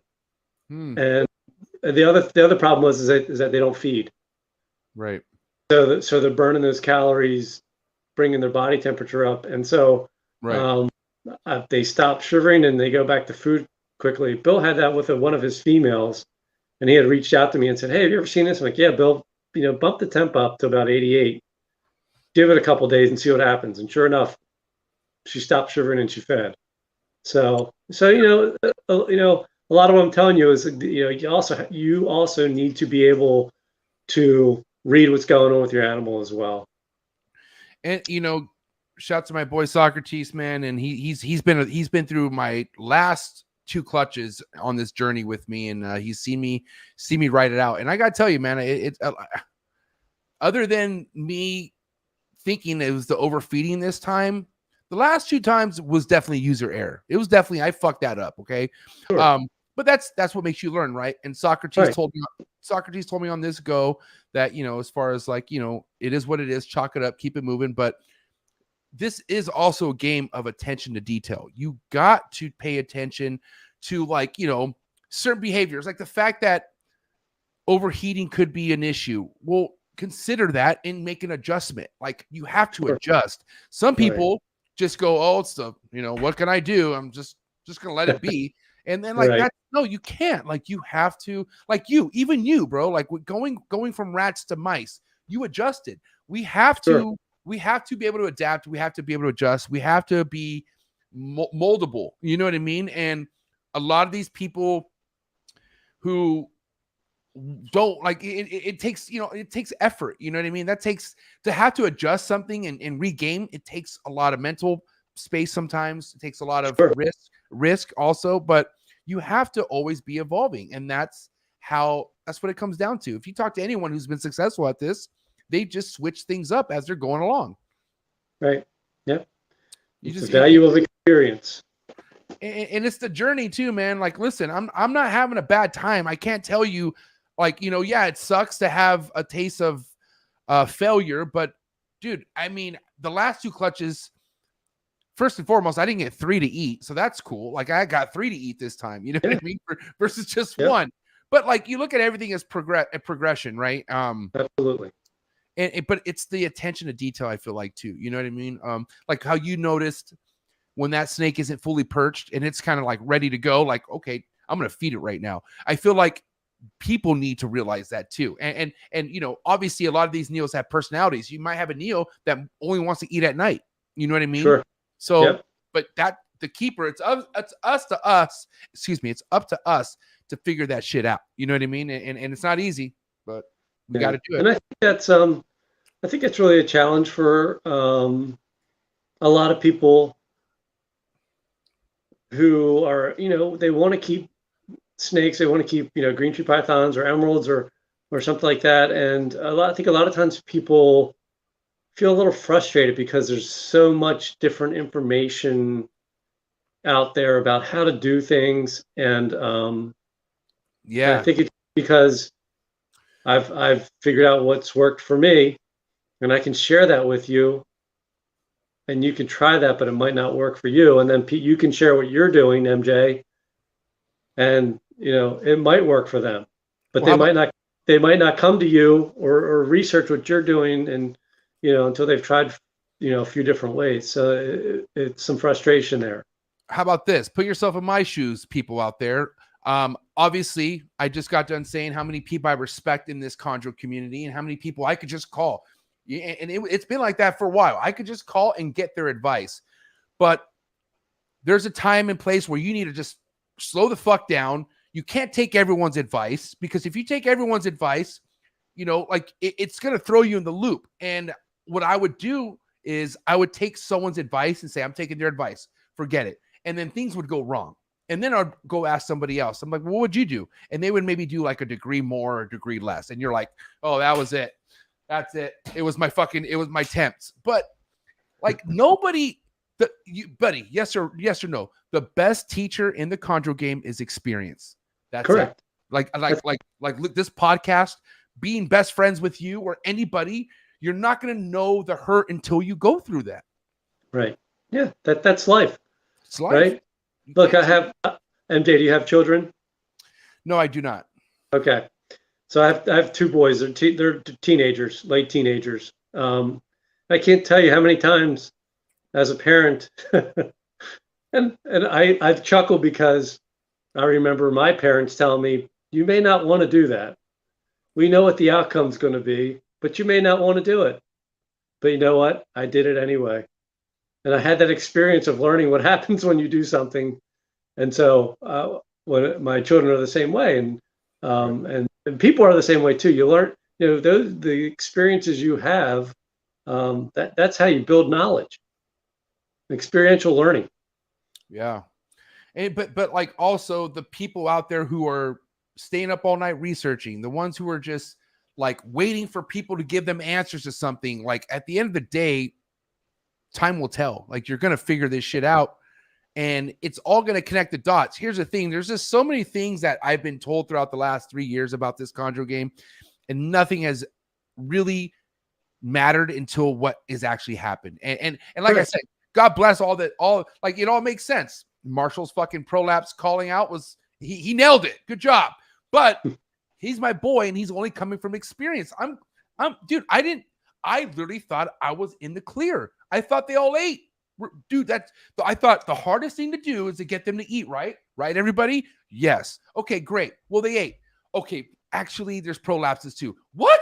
Prolapses but dude, that is the reality. And dude, I got to tell you, buddy, that's why, first and foremost, when I saw that all 11 Neos were alive in that egg moving around, you don't think I thought I was in the clear? I got ahead of myself, buddy. I was texting my friends, and I even posted something. My buddy Andrew, my realist, right? My buddy Andrew was like, dude, he's like, don't post. He's like, dude, it's too early. Don't post nothing yet. I'm like, nah, fuck that. They're all moving. I saw them move. He's like, all right. And then sure enough, now I have to go from posting 11 alive chondros to people asking me, well, why is there only 3 now? Yeah. Oh, you live and learn, buddy. You live and learn. Okay. Right. So there's this thing I don't know if you've ever been there, but there's a husbandry page called iHerp. I'm not sure if it's even popular anymore. Wasn't there an iHerp convention in San Diego about 2-3 years ago? I don't know, but Aaron, the guy who did it, was a chondro keeper, and we became fast friends because we both kind of started chondros at the same time. We both went through a lot of the hardships at the same time. And we would, email or direct message each other and say, hey, he would just send me a message and go, hey, buddy, in case you're wondering, chondros suck. And then I would message him, a couple weeks later and go, yeah, they suck over here too. Yeah. So it became a little bit of a game and a little bit of a joke.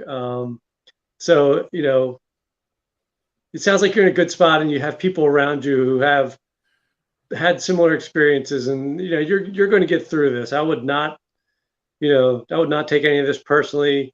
5 or 6 years down the road, when you have more experience, you're going to look back on it, and you might even be happy that you had those experiences because you know how to manage these things.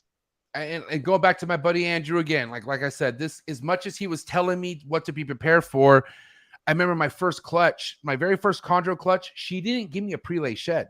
And I was waiting, right? And I was waiting for the shed. Next, I come in, eggs scattered everywhere. And I'm like, she laid. And I got super happy. And of course, I call Andrew, and he's like, let me see. He's like, oh, dude, he's like, you can mark that clutch done, Bren. I'm letting you know. I'm like, what? He's like, yeah, bro, when they roll them around like that, that's not good.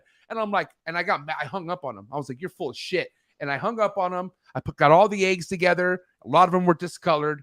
And sure enough, it went from 16 to like 2 overnight. It was like, and but sure enough, those 2 little fucking eggs, the nicest ones, they went the distance, and I had that experience.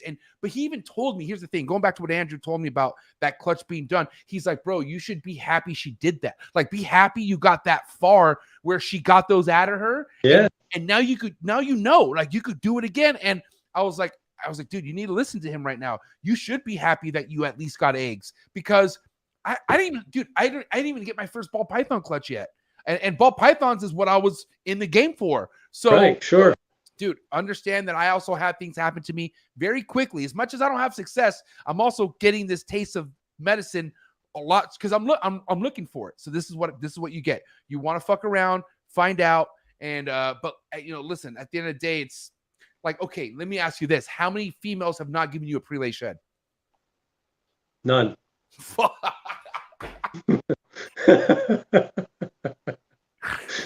Dude, like, you know what I mean? So it's like there's some experience you just got to take it for what it is. You know what I mean? Right.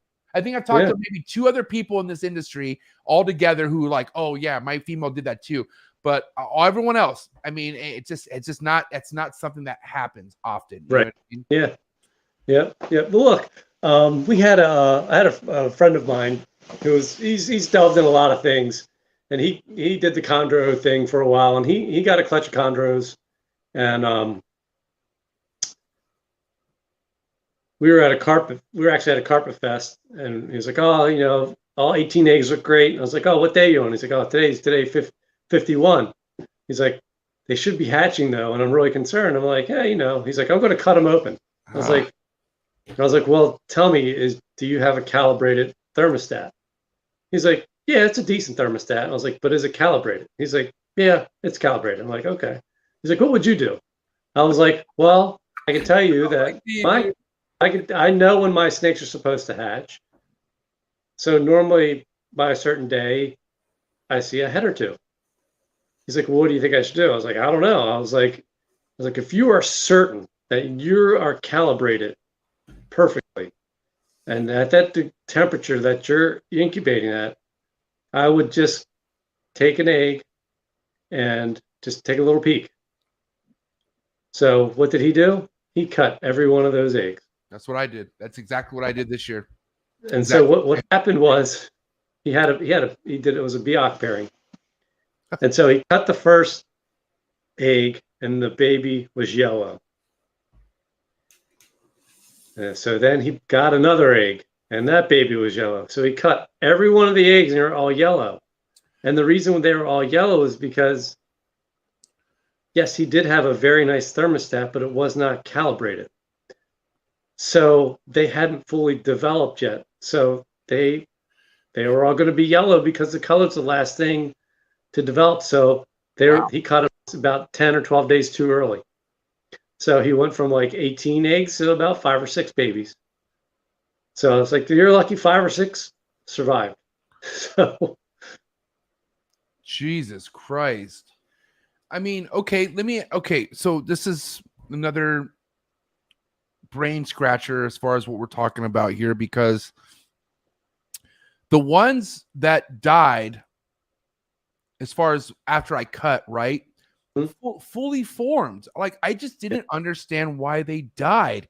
And this is what the reason behind why I did what I did with the chondro eggs, right? I think it was day 53 or day 54.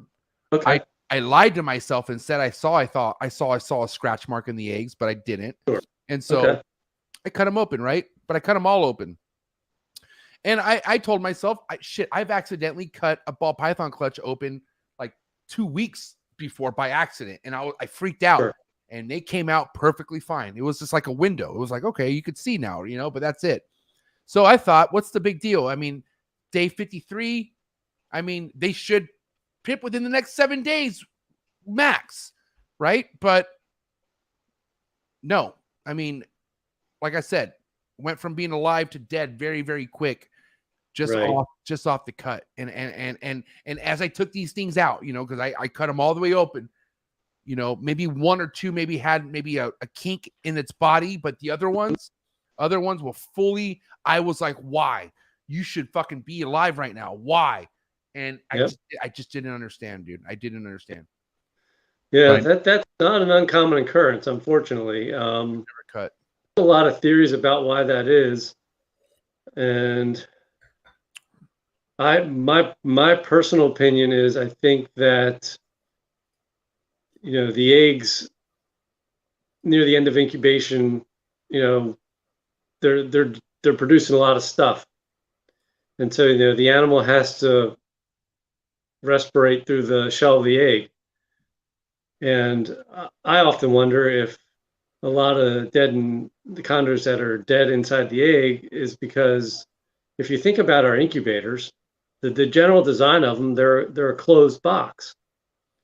And so you're putting a living thing inside of a closed box. And I'm wondering if the oxygen levels drop too low during the last phase of incubation, and this perfectly formed neonate just essentially dies because it can't be oxygenated properly. So I often wonder that, or I often wonder if the late stages of incubation where the egg, the egg's generating a certain amount of heat, if the egg box is too small, maybe it's possible that the neonates are overheated, and maybe that can lead to their demise before they're able to leave the eggs.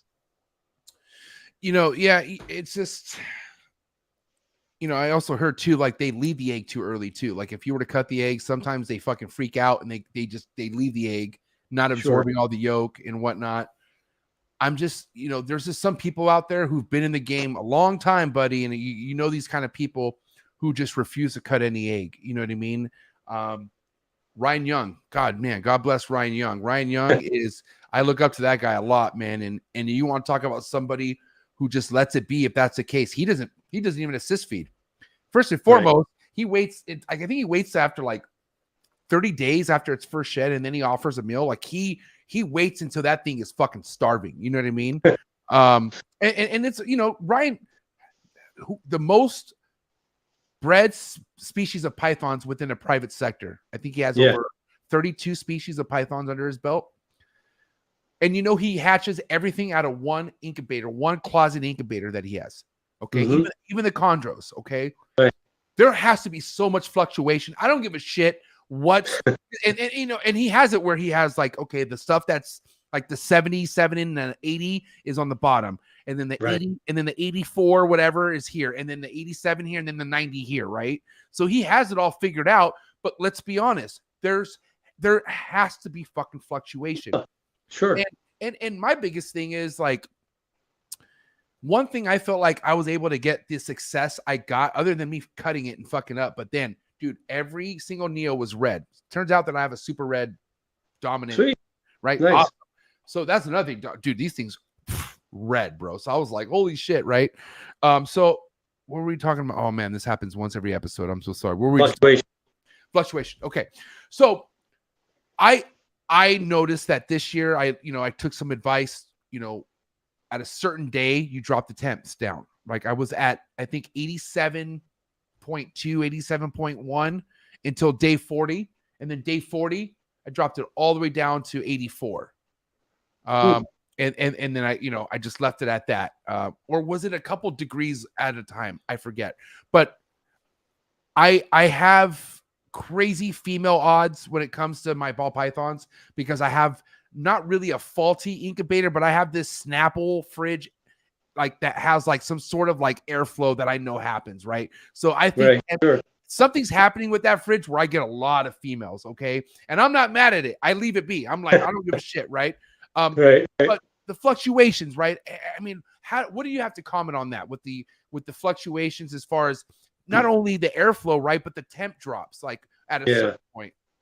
Sure. So I think I think that fluctuation within a certain parameters probably fine for a chondro egg. Danny Brado, whose name I mentioned earlier, he did a maternal incubation clutch years ago, and Danny's an engineer, so he likes to geek out on a lot of stuff. And so what he did was he took a thermostat probe and he wedged it into the eggs while the egg was still fresh, and he kept a data logger of the incubation, and he shared that with everyone. And those eggs fluctuated a lot, and they all hatched during maternal incubation. So they would creep up a little bit, and then they would drop back down. Right. So it was like a sawtooth all the way through for most of it. So they raised up, sawtooth, up and down, and then kind of dropped near the end, which was the method that's published in Greg Maxwell's book, where you start low, bring up to a certain temperature, then drop it back down to a certain degree parameter. That's based off the studies that they've actually done of green tree pythons and how they maternally incubate the eggs. But Danny did a data graph of it, which made me feel a lot better about having to open that incubator up and sometimes get in there and do something that's not going to impact the outcome of those eggs. So overall, what's your incubator temps? What do you like? So what's my incubator temp? So let's go back to my historical incubator temp. So when I was hatching the Morelia and the Liasis and the Antrecia, I kept my incubator at 89. Okay. So I will say that incubator was very crude, not very well insulated. So maybe it wasn't that temperature all the time. And I had a great hatch rate. So of course I got rid of that incubator, and I built when I did my first clutch of chondros, I had a coolivator. And I talked to all my friends who had bred green tree pythons, and a lot of them actually weren't doing the temperature change that Maxwell was doing, because they thought it was too equipment heavy, and you had to make sure you had scientifically calibrated thermostats, and you had to measure the surface of the eggshell, is how Maxwell did it. So I did 87.8 straight bake. And I did it no substrate method with my first clutch of chondros. It was the first time I've ever tried to incubate any egg that was not on vermiculite. And so I will say the last 2 weeks I completely freaked out because the eggs were denting, and I never had seen that before with eggs on vermiculite. So I mixed up vermiculite, and I put those eggs on vermiculite, and they plumped back up, and they all hatched. Wow. The second clutch, 87.8, and I did no substrate, and I just dealt with the fact that the eggs would be dented in.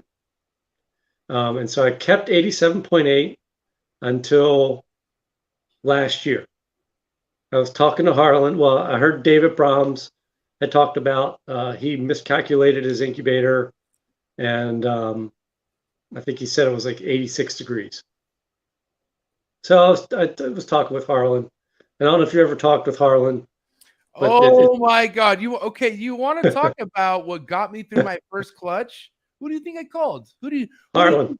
Who do you think? Because listen, buddy, there was a point in time where I fucking despised the chondro community, man. I was getting in the mix with some people that was giving me a bad taste in my mouth.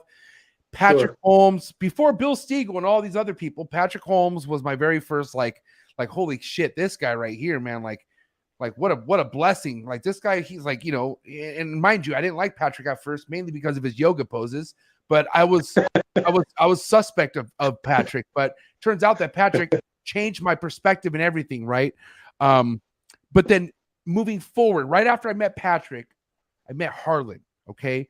And Harlan was like my biggest cheerleader at that time, man. Like he was like, dude, call me. He's like, he was the first guy to say, call me. Like, give me a call right now. And I'm like, okay. I would run out of work. I'll run out of my job at that time. And be like, oh fuck. And I would call Harlan, and he would tell me everything what to do. And this is like, and I'm like, like, fuck. Like, I was so happy to get this advice, bro, because this is before the podcast, before everything. So Harlan right here, Harlan holds a, he holds a special place in my heart because what he was able to do for me when I was just a noob. Like I said, I hadn't even had a ball python clutch at that time. I knew nothing, bro. And he shined so much light on what was going on in my time. So shout out to Harlan Wall for sure. Yeah, absolutely. So Harlan and I were just chatting, and he just said that his experience was he thought the neonates were bigger. Right. So, I trust Harlan. He's my experience with Harlan. He's a straight shooter.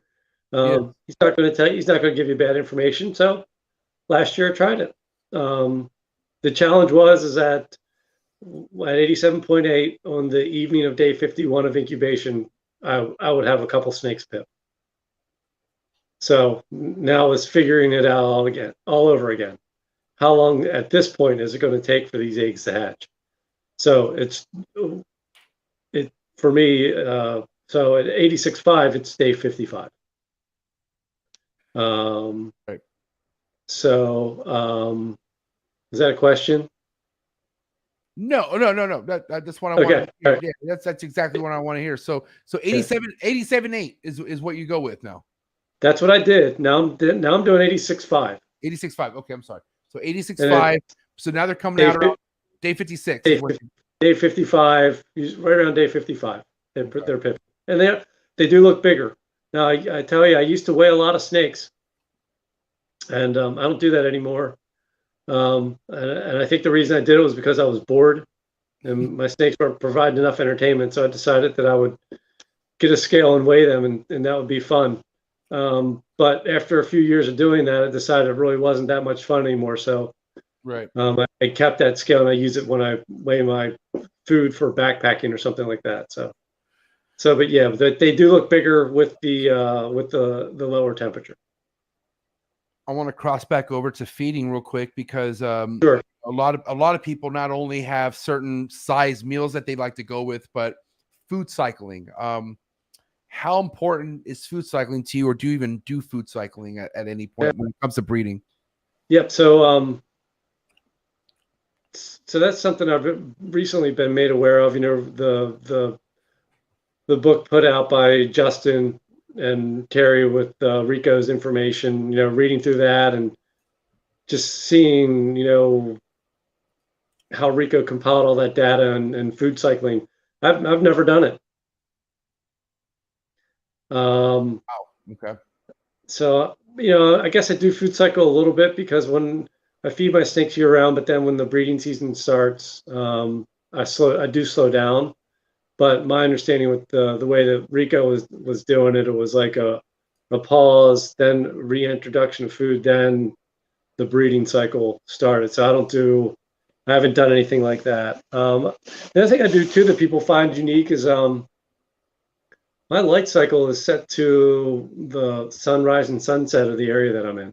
Right, which I feel that should be everyone's. Like that's like how it should be.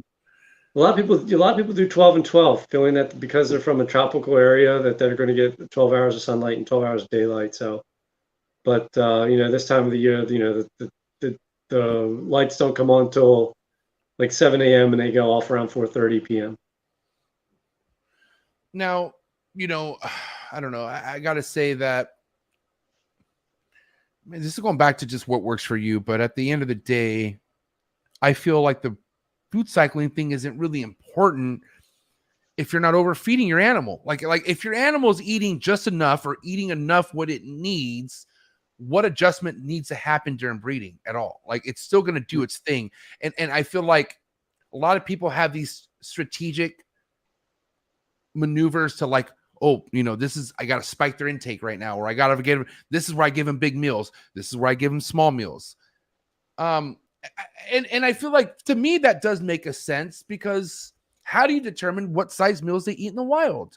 Like they get what they can get, but it's not a hometown buffet in the wild. Like it's not like they don't have a plate full of birds and they're like, okay, or you know, like here are all these rodents or all these fucking like, you know, little goddamn rodents running around. Like it's scarce. Like it comes down to the seasons, right? Like sure. You know, one thing that a ball python breeder, one of the ball python breeders to ever hit this earth, Brian Barczyk. Shout out to my buddy Brian Barczyk. But I've been around forever. Yep. I used to attend the Mid-Atlantic Reptile Show, and he would be there with his wife. Yeah, shout out to Lori. That's my man. They're family to me. But you know, I had a dinner. One time I went to dinner with Brian, and I was like, I had my very first year breeding, I had 9 ball python adult females that went. No, excuse me, 9 females that I tried to breed, and I got 7 out of the 9 to go, and I was really excited, right? And then the next year, following that, out of that 7, 4 of those didn't go for me. And I'm like, and I asked Brian, what was that for? And he asked me how my feeding was. And I'm like, well, you know, I fed him, you know, how you're supposed to feed a ball python. If it's hungry, you feed it. And no, that's like, here's the thing.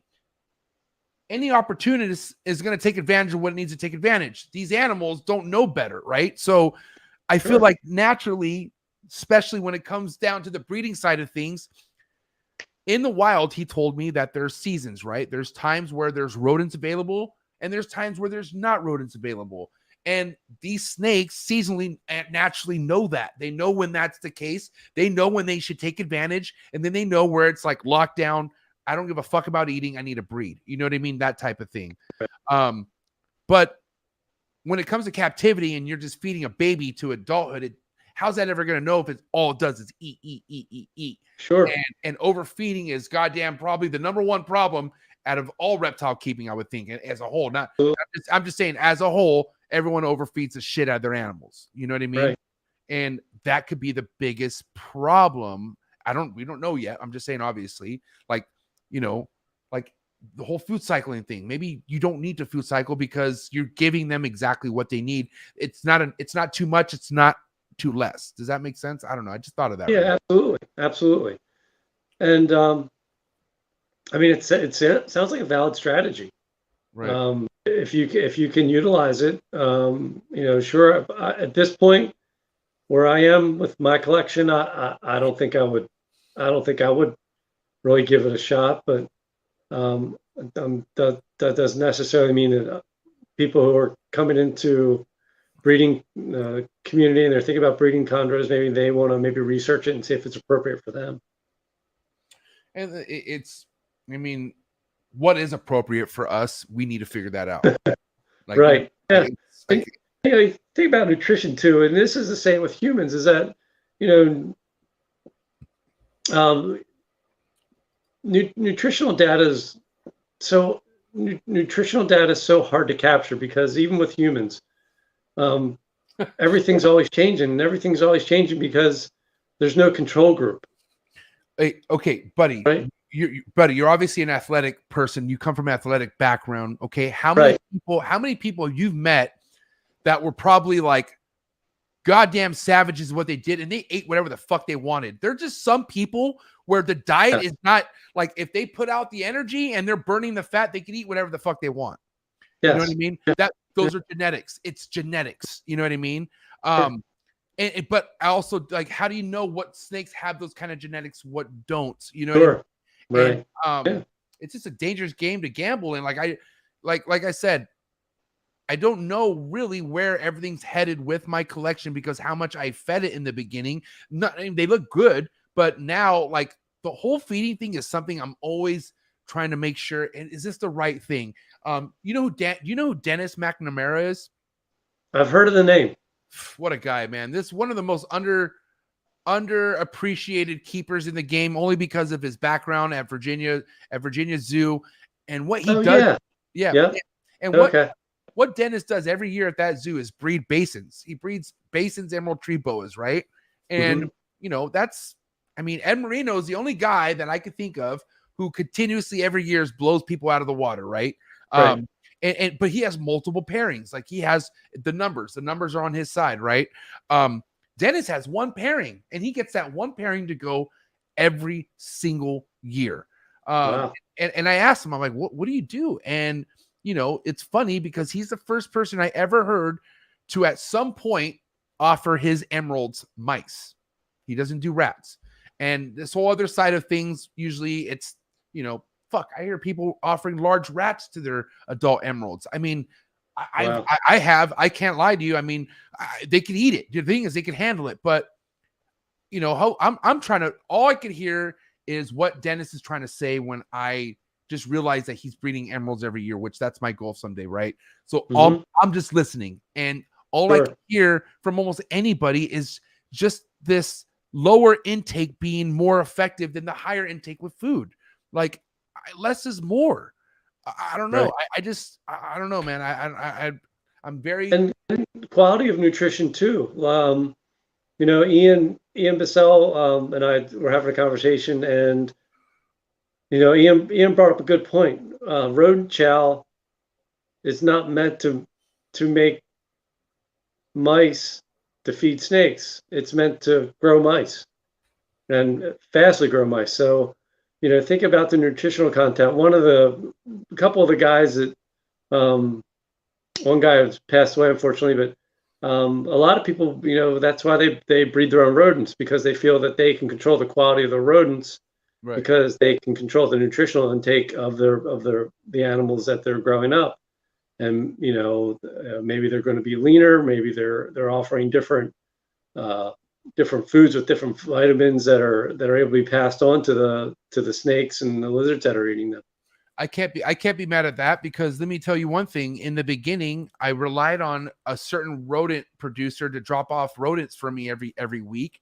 Sure. And this one, like, I just came in and I jumped up in numbers very quick. And once I did that, I realized how many rats I needed each week. Right.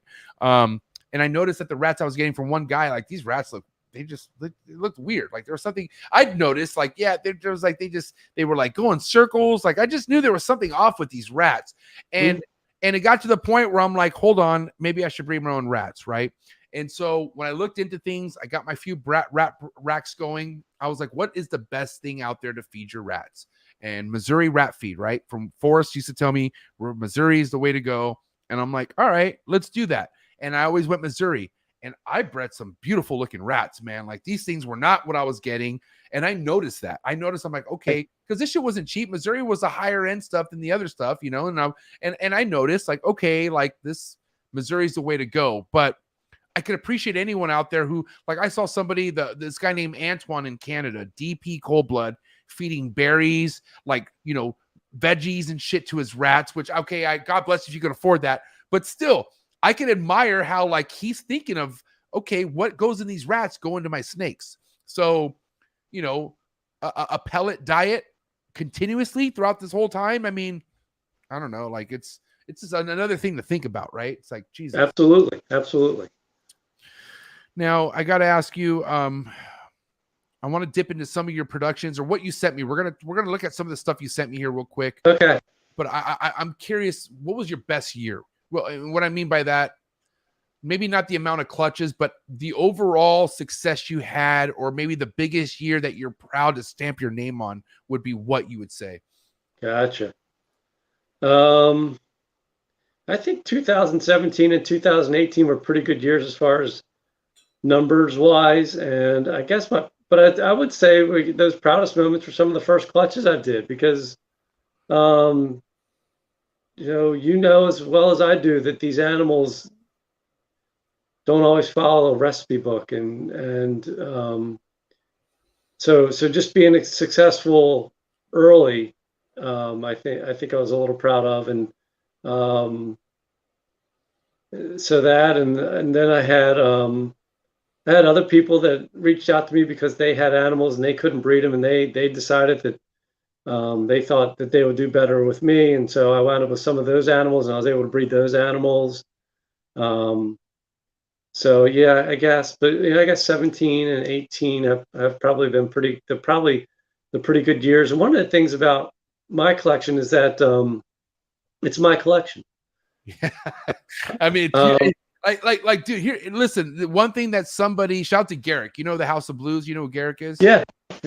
So Garrick was somebody who I talked to because there was a point in time where I'm like, I'm looking to spend money on some designers, right? And I hit Garrick up, and Garrick was real as shit with me. He's like, bro, you have so much locality stuff. Like you have enough and what it takes for you to make what I have. Like, you know, like if you just sit on it and make it, I'm like, holy shit, you're so right. You know what I mean? And so it's just, and that, like, I mean, no offense to anyone out there who I've gotten a snake from. I love that I have your productions, but I want my own shit. Like, I want that's what I'm here for. I'm here to put this stamp on everything that I do.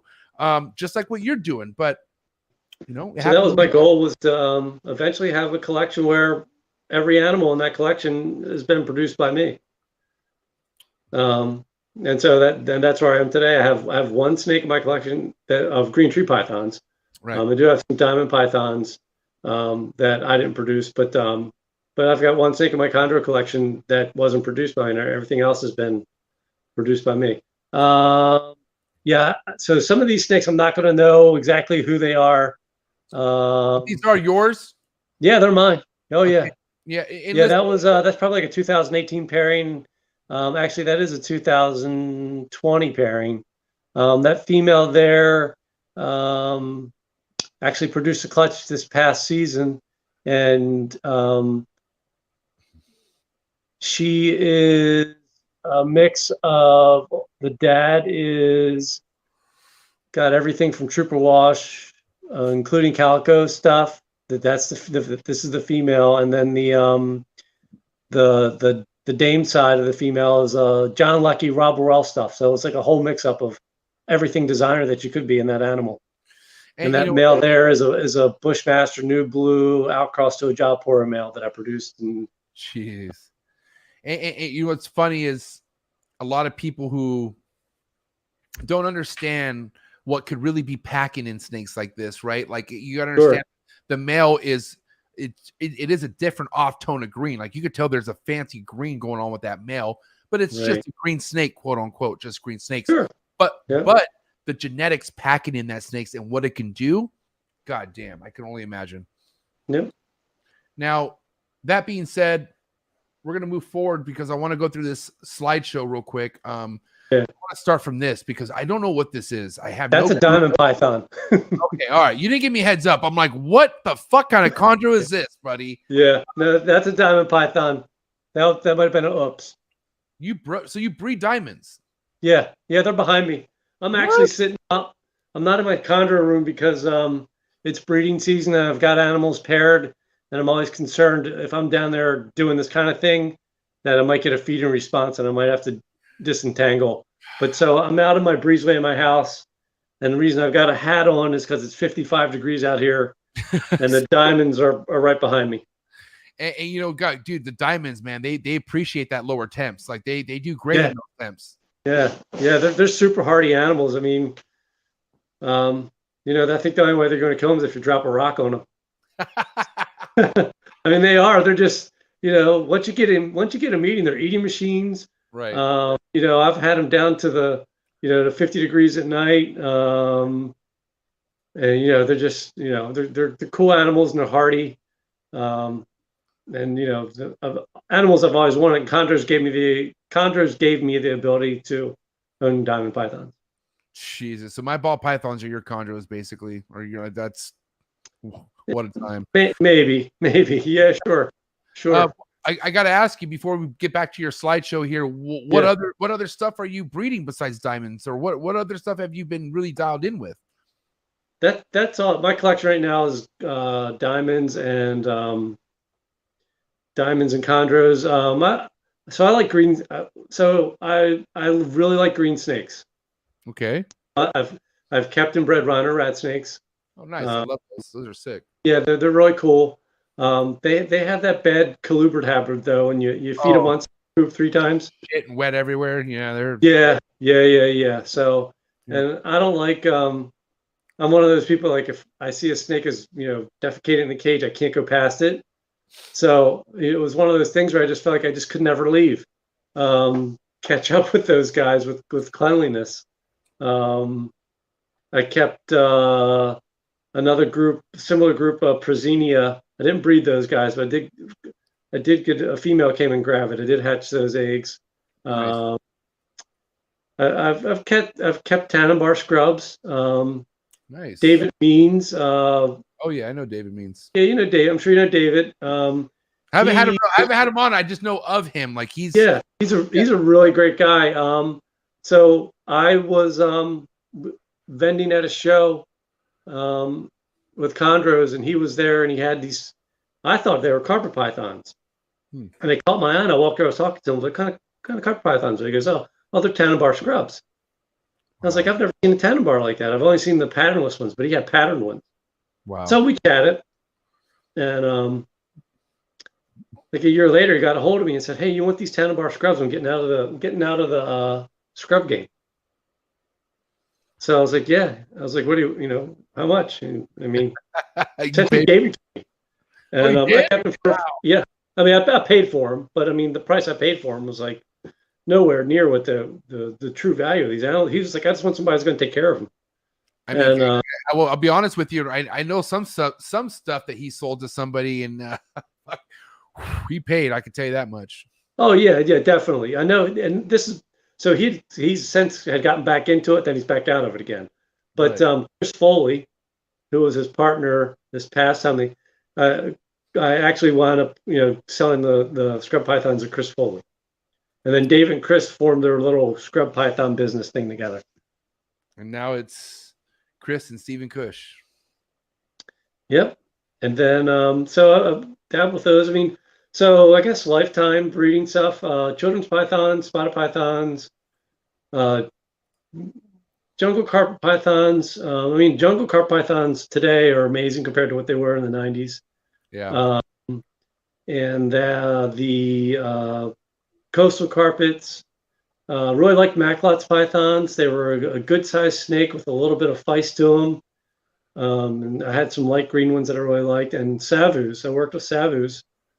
And you know, they're coming back a bit. I mean, I bought my pair. They were wild caught. I think I paid $125 for an adult pair back in, you know, like 93 or 94. Gary Shavino has them hot right now. Oh yeah. Yeah, they're great animals. I love them. I actually thought about just getting another pair just to relive the 90s a little bit. Yeah. And I did get a pair of jungle carpet pythons about 7 or 8 years ago. I won them at an auction. And I kept them, but then I essentially gave them away to somebody. But yeah, so that's pretty much it. Back to business here, man. I gotta say I'm a huge fan of the high yellow stuff, man. And it looks So like there's some high yellow stuff in here. That's one of the last that male, that yellow animal is a lemon tree, pure lemon tree. Wow. It's one of the last there's I think 3 pure lemon trees left. That's the male. That male was sent to me by Christian Stewart. Legend. Christian called me and was like, "Hey man, you got any need for a lemon tree?" I was like, "Yeah, I'll find something for him to do."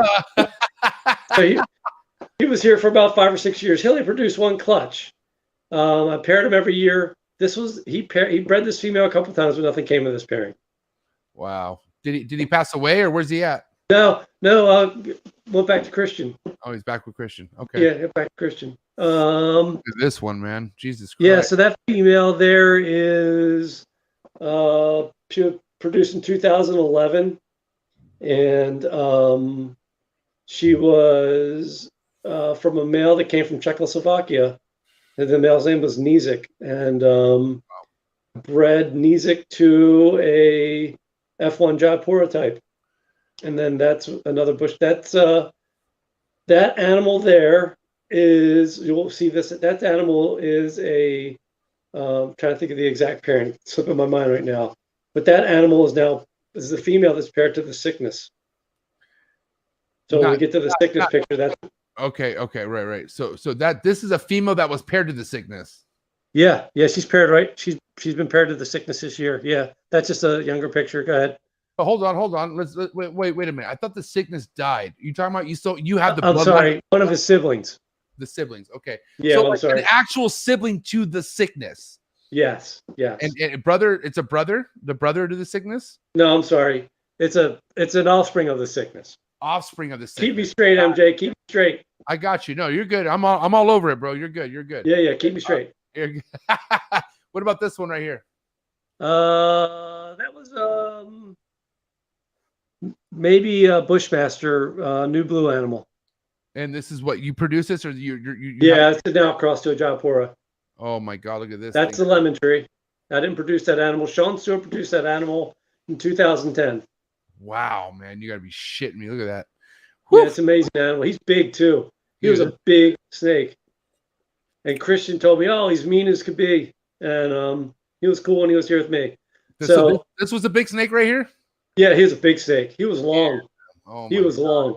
I loved him because you would open the cage, he'd come right out. That's the lemon tree, the clutch that they produced.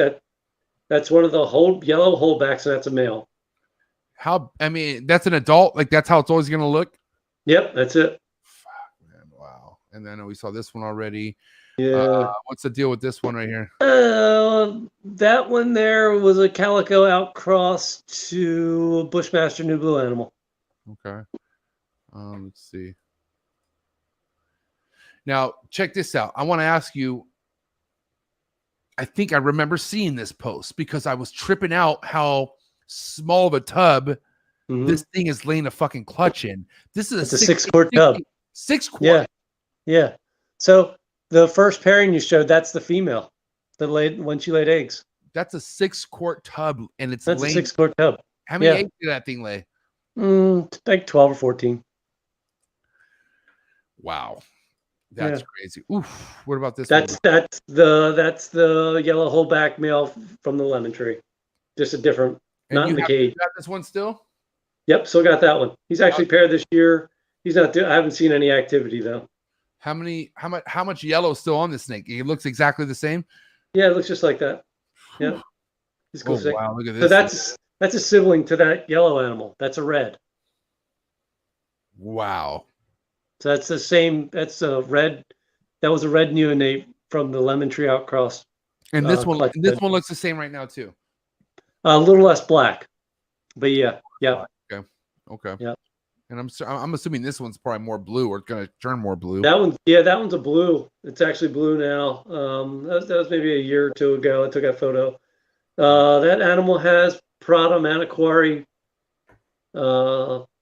Bocadini, bred to a female that was that had the calico trooper wash, John Leckie, Rob Rowell clutch.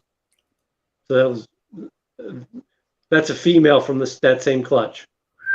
Still look at that. Wow. And She's mean as could be. I put a male with her and she grabbed it right away and tried to eat it. Oh my God. So I'm not even sure whether she'll ever be breedable. I have a female like that, man. Yeah. Dude. Scary. The snake was like a shock. That female there has the female, which has the mite phasing, it's got Versace blood in it.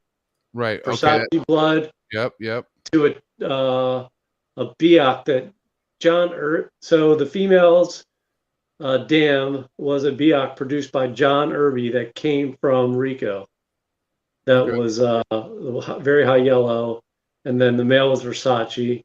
That's a Bushmaster New Blue male to a female that has calico and Bushmaster New Blue in it. Wow, that's gorgeous, man. Look at I love the green on this. Like this right here is like that female has. I mean, the male too. It looks like an emerald. Like holy shit. They got about 12 or 13 babies out of that clutch. Wow. Yeah, and that's that same female that all that stuff in it, Trooper Wash stuff, Leckie were well. Just a different female.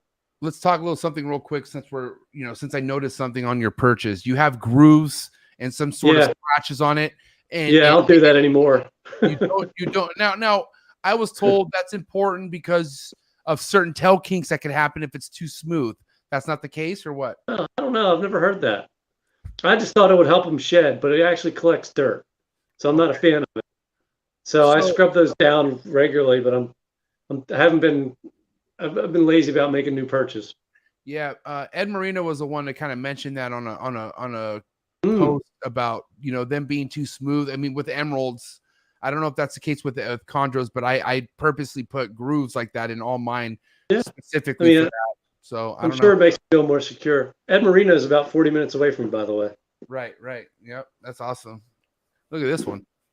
That's the sickness. That's the sickness offspring to that blue line you're talking about. The one that I was like, hey, that's the one. Yeah, that's her. That's what she looks like now. What was to come of this?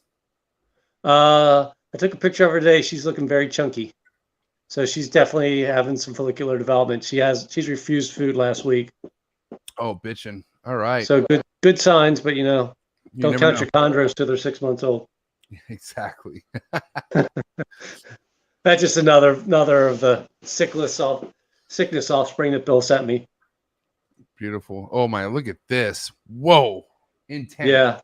So that male is from the Prada Maniquari to the female that has all the and the male is a smaller animal, obviously, the brighter blue one. Right. Jeez, where'd that come from? What's that? The brighter blue one you produced? Yeah, I produced that one. Yep. Yeah. So that was a really great clutch. That was a Prada Maniquari Bocadini male to a female that was Rowell, Leckie, calico, all that stuff. So that was a really standout clutch. Very standout clutch. I kept 3 back. Turned out to be 2 males and a female. I mean, I don't know how you don't hold all of them back. I really don't. It's tough, but somebody's got to pay the rodent bill. Is there my wife's not doing it. Amen to the wife. Is there 1 snake or 2 snakes in here? Am I tripping? That's 2 snakes. So that is a Bushmaster New Blue male that I produced. Bushmaster New Blue produced, bred to a Japura that my friend Speedy Gonzalez produced. I've heard of that guy. Yeah, Speedy was a good guy. And that female is his daughter. Wow. I hatched a chondro. I'm trying to prove out hypomelanism. Shit. Can't wait to see it. Man. Yeah, we'll see. An amazing lineup. I'm not gonna lie, buddy. I mean, I have a wrap-up question for you. I appreciate your time. Sure. 2 hours and 15 minutes went by really quick. Hey, they went by really quick. Yeah, round 2 worthy for sure. Cannot Sure, wait to absolutely. get back on here someday. But my wrap-up question for you, for anybody out there, regardless if money's an option or not, what would be the best way into the chondro game nowadays? And what I mean by that, we didn't really get to tap in much about the more complete chondro and how there was, like I said, Yeah. I brought my good friend, I could say now, Greg Maxwell, on the show. Yeah, Greg's a nice guy. And then I couldn't help but to hear from other people who've been around just as long as Greg to, have a different type of feeling about the book that he wrote. And you and I talked about how, like, shit, Greg was the one to step up and write a book. You know what I mean? Right. Yeah, absolutely.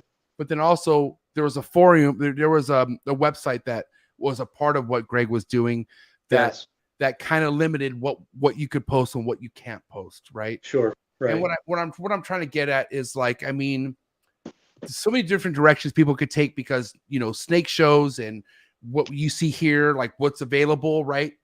I mean, as much as people should go maybe designer or CBB route, should we completely ignore the import opportunities as well? Like how do we find that balance for any new keeper out there? Like, how do we know better is what I'm asking you. Yeah, that's a great question. And again, so I'll get back on this, is that, and I'll give you the answer I think you want to hear is that, and then the answer I believe in as well, is that I think everybody that's working with chondros that's breeding them, I think we really need to do your best to try to put an entry level clutch together, pairing together, so that folks who are interested in keeping green tree pythons can get a captive bred animal and be supported by someone who actually understands how to take care of them and has the passion that this new keeper is going to have. So, looking at I looked on Morph Market a couple of days ago just to see, like, what really is out there for animals and stuff like that. And I saw two things. I saw a lot of very high-end U.S. captive bred animals, and I saw a lot of farm bred and import animals, and that are priced what I feel is appropriate price for a green tree python.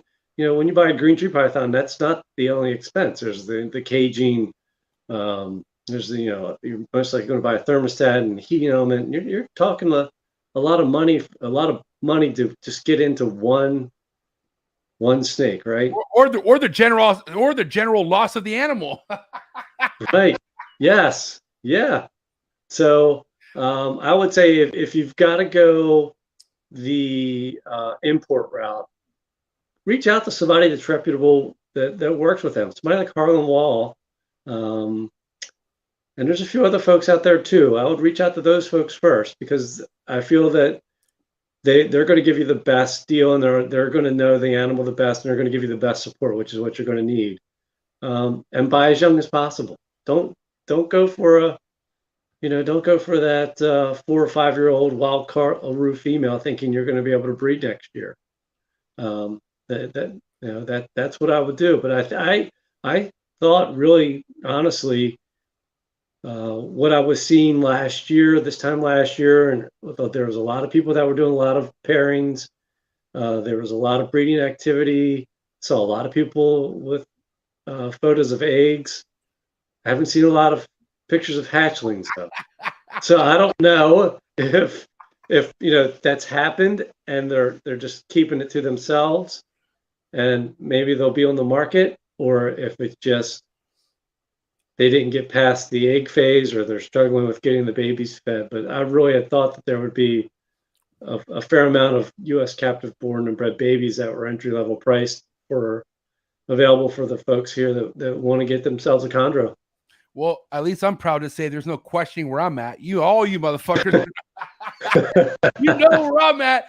But listen, I got no shame. Listen, I got no shame in my game, man. I'll get there, and yeah. You guys all got there. And I do want to say though, I don't want to wrap up question on top of a wrap up question, but you know, my buddy Socrates has definitely ruffled some feathers out there as far as what he wants to do. I think in 2026. So 2026, he wants to breed 30 chondro clutches in 1 year. Why not? Right? I mean, that's what he Right, said. why not? Like, and he just wants to do it. Like he's literally holding back. He's savoring. He's doing everything. So that's what he wants to do in 2026. Do you think that's a little like, whoa, like relaxed guy? Or do you feel like fuck it, do it? Like, what do you honestly think about that? I mean, yeah, I mean, why not? Why wouldn't you do it? I mean, if that's his goal, I mean, who am I to say that he shouldn't pursue his goal, right? I mean, that's live your dream. You know, well, no, I mean, look, he wants to do 30 clutches. You know, if he gets 20, I mean, that'll be amazing. Be stupid, yeah. I mean, but I don't, you know, that you got to have a passion to do it, and you know, I wouldn't, you know, I'm not a full-time breeder. I'm a hobbyist. I try to balance my hobby with other hobbies and, you know, life commitments and, you know, full-time job and all that stuff, and, you know, being a dad and a husband and, you know, uncles and all that stuff. So, but you know, if I was in a position and life was different and I had the resources, yeah, I would put that many animals together. Why not? I don't want to make this even more fucked up as it sounds, but like he has 2 full-time jobs. Like he has his own business, which is a CrossFit gym. He's a breath coach. He has 2 kids. Like the guy's plate is already maxed out. I'm like, dude, but the thing is, like, he is that individual. He is that one to do it.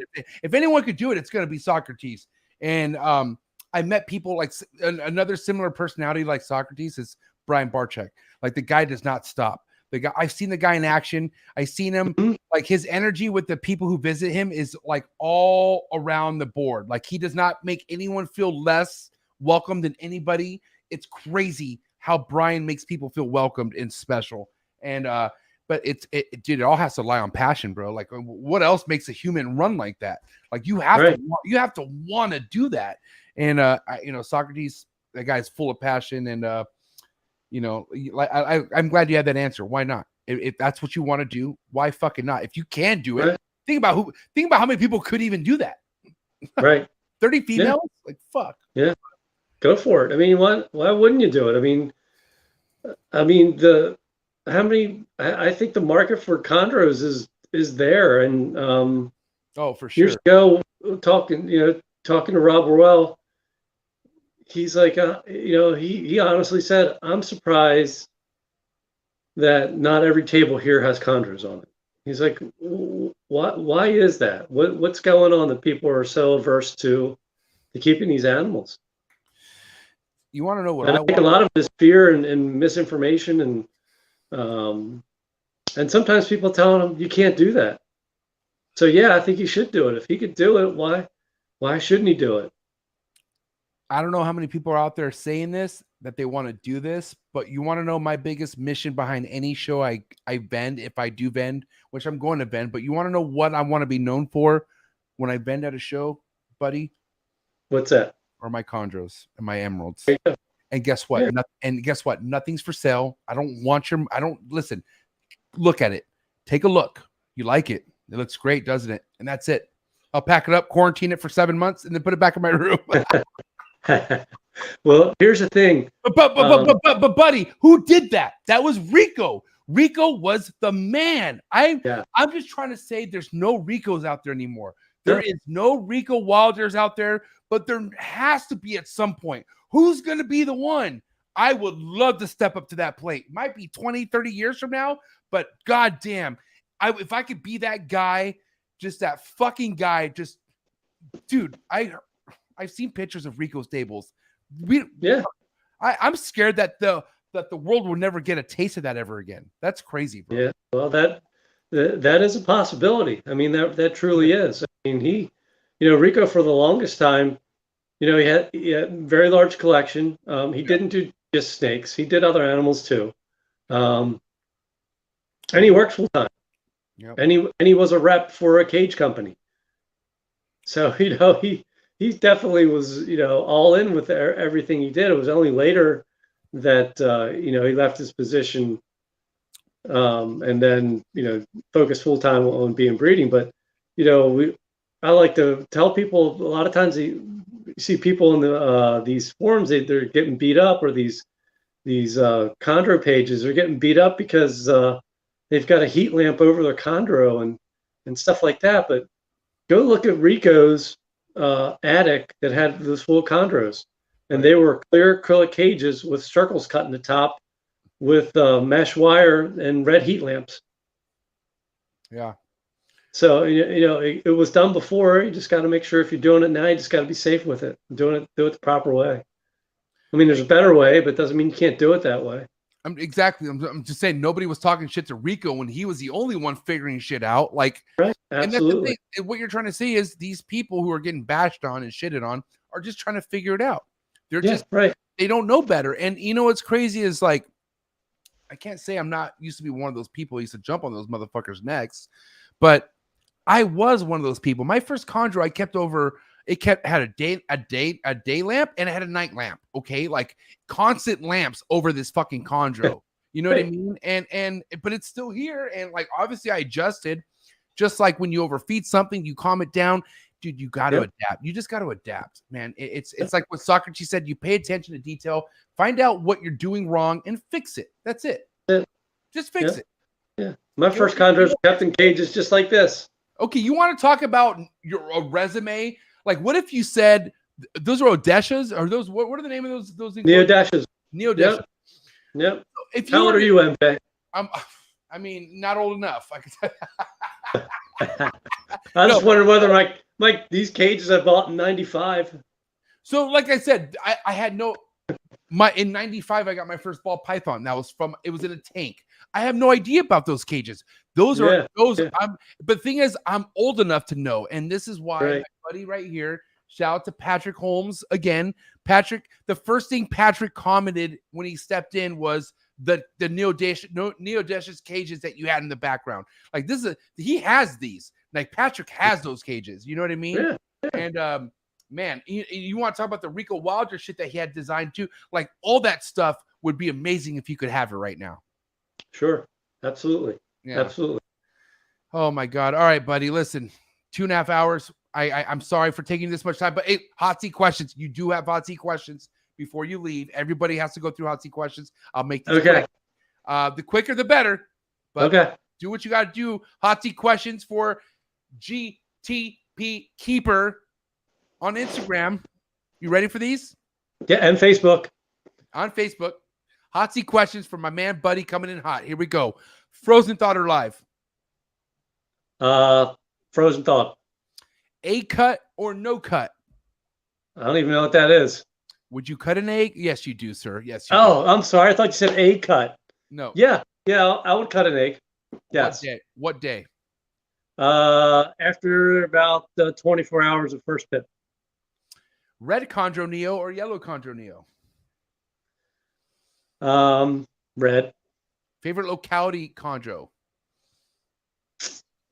Japora. Least favorite locality in the chondro game? Least favorite. I've never given that a thought before. It's there. Yeah. Yellow neonate BX. I mean, God bless you. You're not wrong there. Oh shit. Favorite designer pairing of all time? Gosh. And you can mix and match, like, buddy. Mind you, if you could take someone else's design, like this is like a dreamy designer pairing in your head. Like if you in my head, if you could do anything, what would it be? Yeah. I would say probably maybe a blue deuce animal, blue deuce to maybe a dreamline female. Pre-first shed meal or post-first shed meal? Post. Yay imports or boo imports? Yay import. One reptile you would import to your collection, no matter what it is, where it is, what would it be? One reptile that I would put in my collection. Anything. Like space doesn't matter. It could be like whatever the fuck you want. What is it? Ellen Pelly Python. Oh, wow. Somebody else said that. Was that? I forget. Okay. I think Ryan Young said that. I'm not joking. Oh, cool. Okay. Yeah. So I'll get a male and Ryan can get a female. I'll just send it to Ryan, let him breed them. I could be wrong. Okay. What about one reptile nobody should ever import? Like, leave it alone. Don't touch it. Saltwater crocodiles. It's a good one. To miss a reptile, or excuse me, let's just keep it around chondros. To miss a chondro or to not miss a chondro? Not missed. Okay. Yay sports or boo sports? Say that again. Yay sports? Are we a fan of sports or are we like, nah, fuck sports? Oh, I like sports, but only if it's cycling. Favorite cyclist of all time? Favorite cyclist of all time. He just passed. David D. Rebelline. Wow. I want to say, hold on, because you know what's crazy? Here's the thing. Pause. I have a background of motocross, right? And my dad, like, he follows all racing. Like, my dad is obsessed with racing. And cycling was something he like the Tour de France and stuff like that. Yeah. Like, he was all over, and I'm pretty sure like he mentioned that guy's name. I'm pretty sure he's probably. Okay. Sorry, he's also one of the best dopers we had too. So okay. Damn, rest in peace. Peace. Okay. Big flexor or no flexor? What? Okay, let me put this in better layman terms. Do you like to show something off, or do you rather not to like to show it off?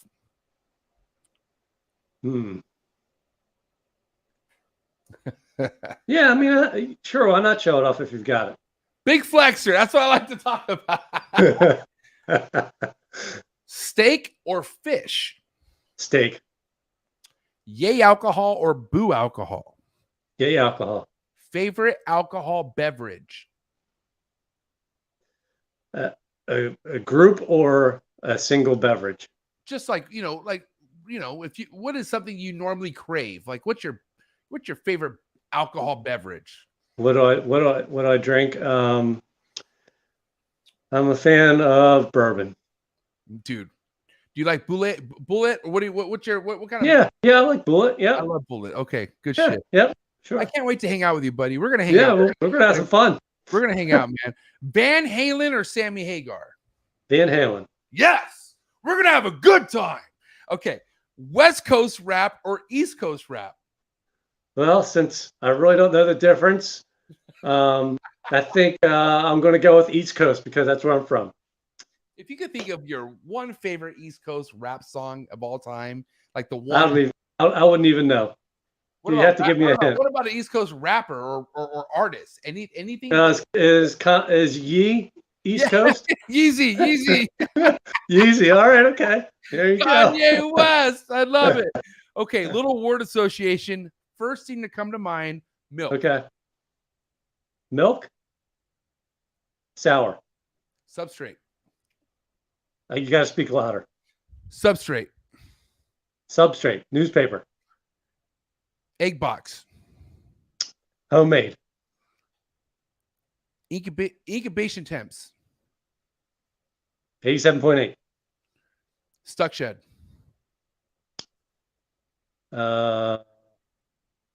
That keeper sucks.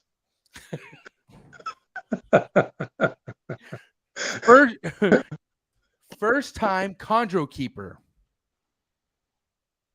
Enjoy the ride. Favorite chondro breeder of all time. Tim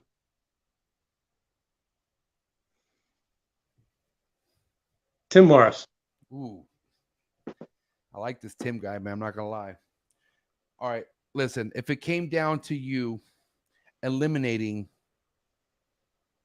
one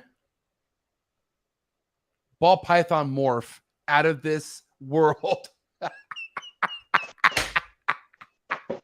oh God, what would it be? Give me one ball python morph you despise, You don't care for it. Let it go. Which one would it be? What's Bill's favorite? Bill loves bells. He's a bells guy. He's a It bell. would have to be those. Don't get rid of the bells. Oh my God. Hey, buddy, we had just shy of 80 people tapped in for this episode. Oh, cool. The likes are great, man. We have 75 likes. What do you have to say? Sweet. What do you have to say to everyone who was inspired and just really thrilled like I am off this episode? What do you have to say to all your supporters out there, bro? Thank you. It's humbling that you would take time out of your life to spend it listening to a person who was considered a crazy, weird kid when he was younger because he liked snakes. I appreciate you taking the time to do that. Seriously, it means a lot to me. I will say, man, as much as you might not know, buddy, but I do see a lot of solid, good-hearted people coming from the ball python game into the chondro game. And the best way for anybody to maybe have an opportunity to buy something from you, what's the best way for them to stay on top of that? Yeah, just reach out to me. GTP Keeper on Facebook, PM me, or Instagram.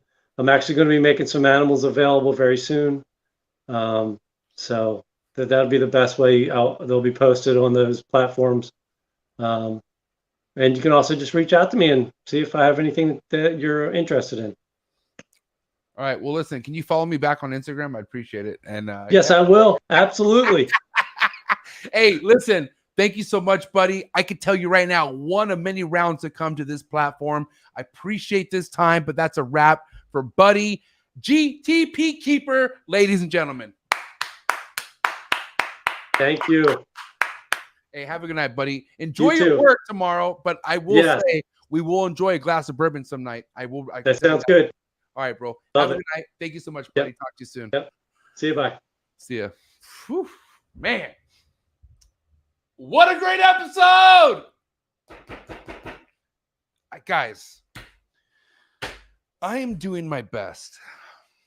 And what I mean by that, like I'm doing my best on trying to bring guests who bring me views, I guess, that keep me consistent. Like, I'm not going to lie. I bring a ball python person on, I get the views I want. Okay. I'm not going to lie. I fucking love it. It's always what I need when it comes to ball pythons. But people like Buddy deserve that kind of same clout, you know, and as much as I love bringing ball python people on because ball pythons are what makes all this other shit possible, I'm so fucking jazzed off episodes like this. I'm just letting you guys know right now, this is what fucking makes MJ want to go so hard in the paint. I'm telling you right now, if anyone's in the chondro game, you know what I'm talking about. If you're in the ball python game, just getting into the chondro game, you know what I'm talking about. I don't need to explain that at all. Thank you so much. What a great episode. I got to say, I had a really good night. Really good night. I feel so fucking goddamn wholesome and just like, I feel good. Can't wait. Tomorrow's going to be a great day. But guys, I thank you so much. Hit that subscribe button, please. If this is your first time tapping in. If you liked what you saw, hit that subscribe button. It means everything to me if you hit that subscribe button. It also helps me a lot if you hit that subscribe button. Drop a comment. If you're looking for exclusive content, if you're looking to tap into more than what you see here on a weekly basis, the best thing to do is go down to the very first link that you see and join the Trap Talk Patreon family. As soon as you become a part of the Patreon family, you get a link to the Discord, which taps you in with over 150 Patreon members. I love my Patreon members. Thank you so much for your support, guys. You guys are everything to me. I appreciate. I mean, like I said, this goes back to the Gilligans out there, the motherfuckers who love to come to my channel and not hit the subscribe button because you know it will help me. Listen, I'm happy that you're here too. I'm not gonna lie. Appreciate it. You're spending your life with me, man. So, but guys, big things popping. I gotta say, I have somebody coming Sunday to the Holy Gecko Sessions. And it's just one of the sponsors, half the sponsor, I should say. But you guys know who this female is. I mean, she fucking you ever see this girl in person, you realize that she's not just your typical female. This girl's fucking like ready for any kind of athletic sport out there. But I'm very excited to bring Ashley Howdy to to the Trap Talk podcast platform for Holy Gecko Sessions. Method Noyor. I can't pronounce that shit, man. Is that what wine is? Yeah. Noir Exotics. I butchered the shit out of that. My wife makes fun of me because I can't mention certain wines right, and this is why. But Ashley, I cannot wait to have you come to the platform Sunday, 4:00 Pacific Standard Time. Dude, the Gecko Sessions have been popping off. I'm not gonna lie, man. Been getting a lot of good feedback off these Gecko guests, and I just want you guys to realize that this is going to be the podcast to be bringing on the best gecko breeders on across the nation, even around the world. I'm tapping in with gecko breeders in Korea right now. Shit's going to be heavy. I plan on taking over. 2023, Trap's taking over completely. I mean, not that it hasn't taken over, but completely take over. It's going to be a wrap. So for you to be a part of this right now, you guys are in the good place. My Patreon members in a better place. Cannot wait. And yeah, it's going to go down Sunday. I'll see you guys Sunday. Have a good night. Thank you so much for all the love and support. Keep it real. Keep it 100. And I'll see you Sunday.